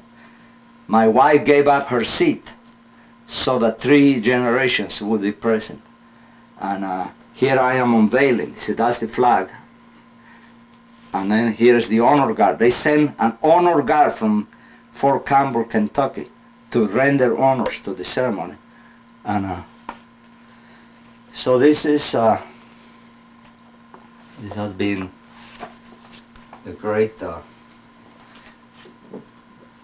here's the I selected the site. The school grounds. Let the children grow up learning history. Every day they go to school, they see the monument to the soldiers that fought for freedom. And they grow up with that, and they will tell their children. And when those children go to school, and the people of Longchamp thought that my selection of the school site for the monument, they thought it was a very good one. But that's what, once again, the key is going to be education. And that's what happened. And of course you saw the certificate of my retirement, honorable service, you know.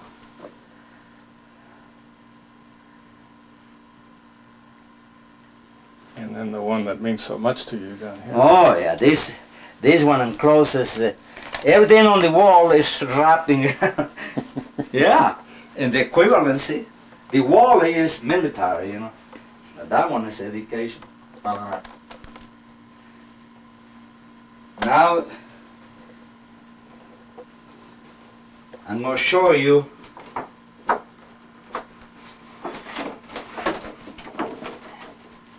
here is my picture, 1943. Okay, here I am, 43.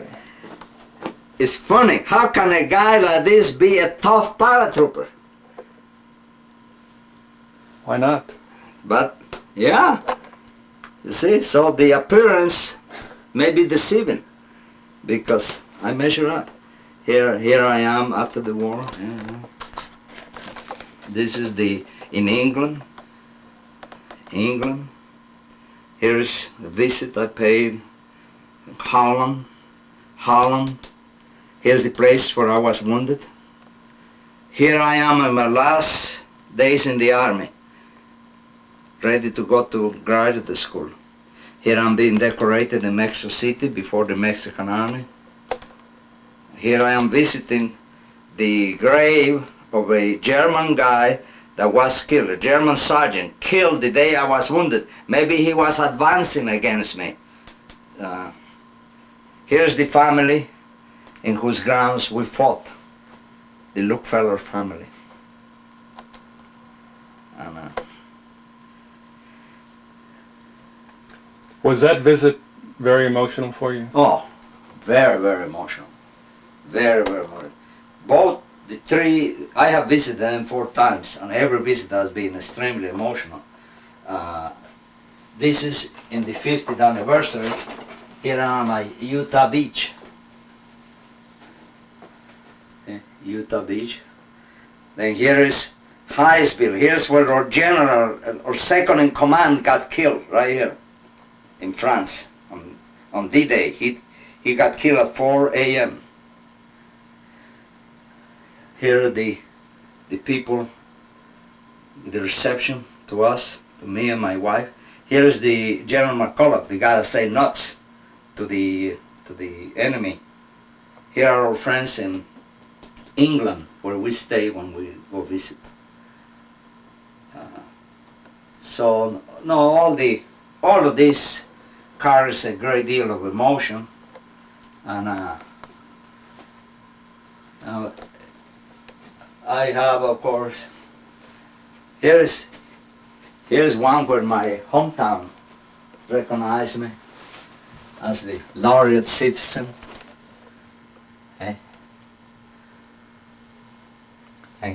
And here's the one they gave me when I came back from the war.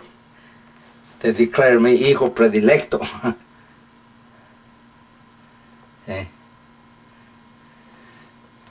Eduardo Peniche Carvajal, 1945.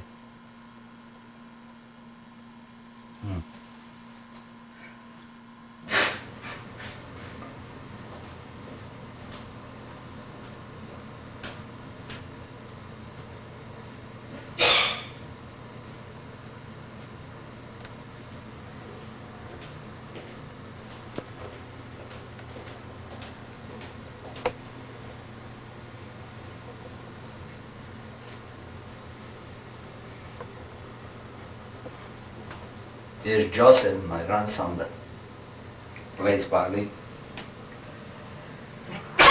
And here I am with a mother on her wheelchair. And this is the boy we lost. Which one? Frank, our son. This is a grave.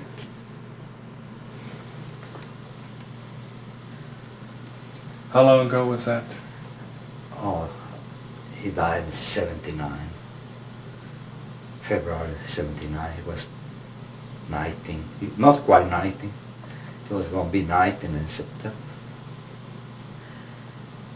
It almost killed me. It affected me very much. My wife had to pull me through. You know, you start searching reasons why me? And I went in bad shape. I'm trying to find reason why, who is to blame, why didn't I do this one? That's him right there in that picture? Yeah, that's him. He was the smartest of the kids. And he's an attorney, and he's an international investor, he speaks 4 languages. And he was going to have them beat.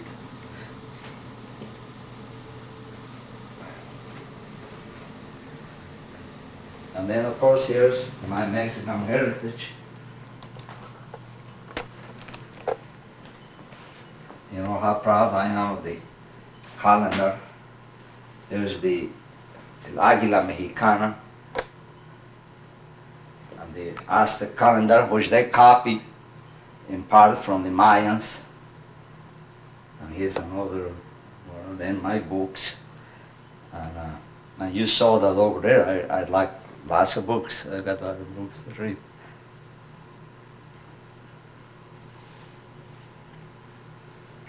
But here's a particular book I want you to see.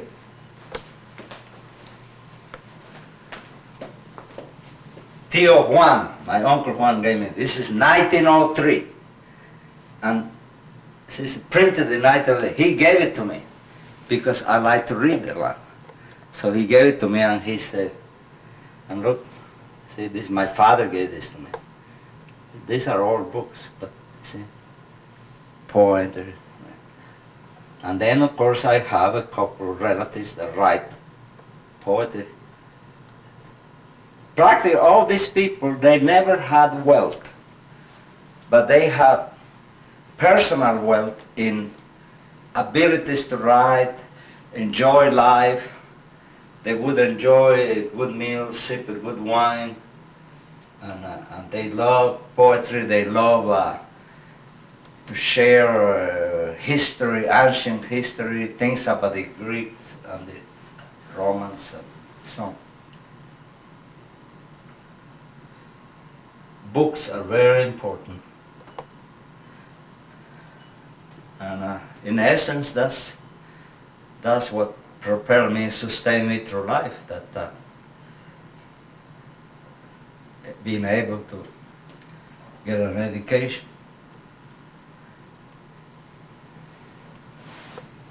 It gives me that optimism. Then 47 years together must be something. Needs proof, right? Well, now he keeps saying that if it hadn't been for you, he would not have gone after that education. That's true. Well, I rather doubt that. No, it's true. I think that I certainly didn't hinder him, and I may have encouraged him, but I think he would have done it on his own. He had it in him. And you yourself have done quite well, education-wise. I Yeah. think so. I think so. I mean, at least I'm pleased. I'm happy. She has her master's and she's completely bilingual and has traveled with me everywhere. He exaggerates. He exaggerates, but we've both done well. We've always been very content with whatever we've had and whatever we've done, and we feel rich. We've lived in wonderful places. We've had a wonderful family, and the few sad things that have happened, we seem to overcome them, and we're happy. We're content. That sounds like a pretty good thing to be. Oh, I think so. How's your Spanish? Yeah, así. Ella habla el español muy bien. Hablaba por teléfono con mi madre. Pero no hablamos en casa, me falta práctica. Parece que está muy bien. Gracias. Gracias a ustedes. No hay nada, no hay de qué.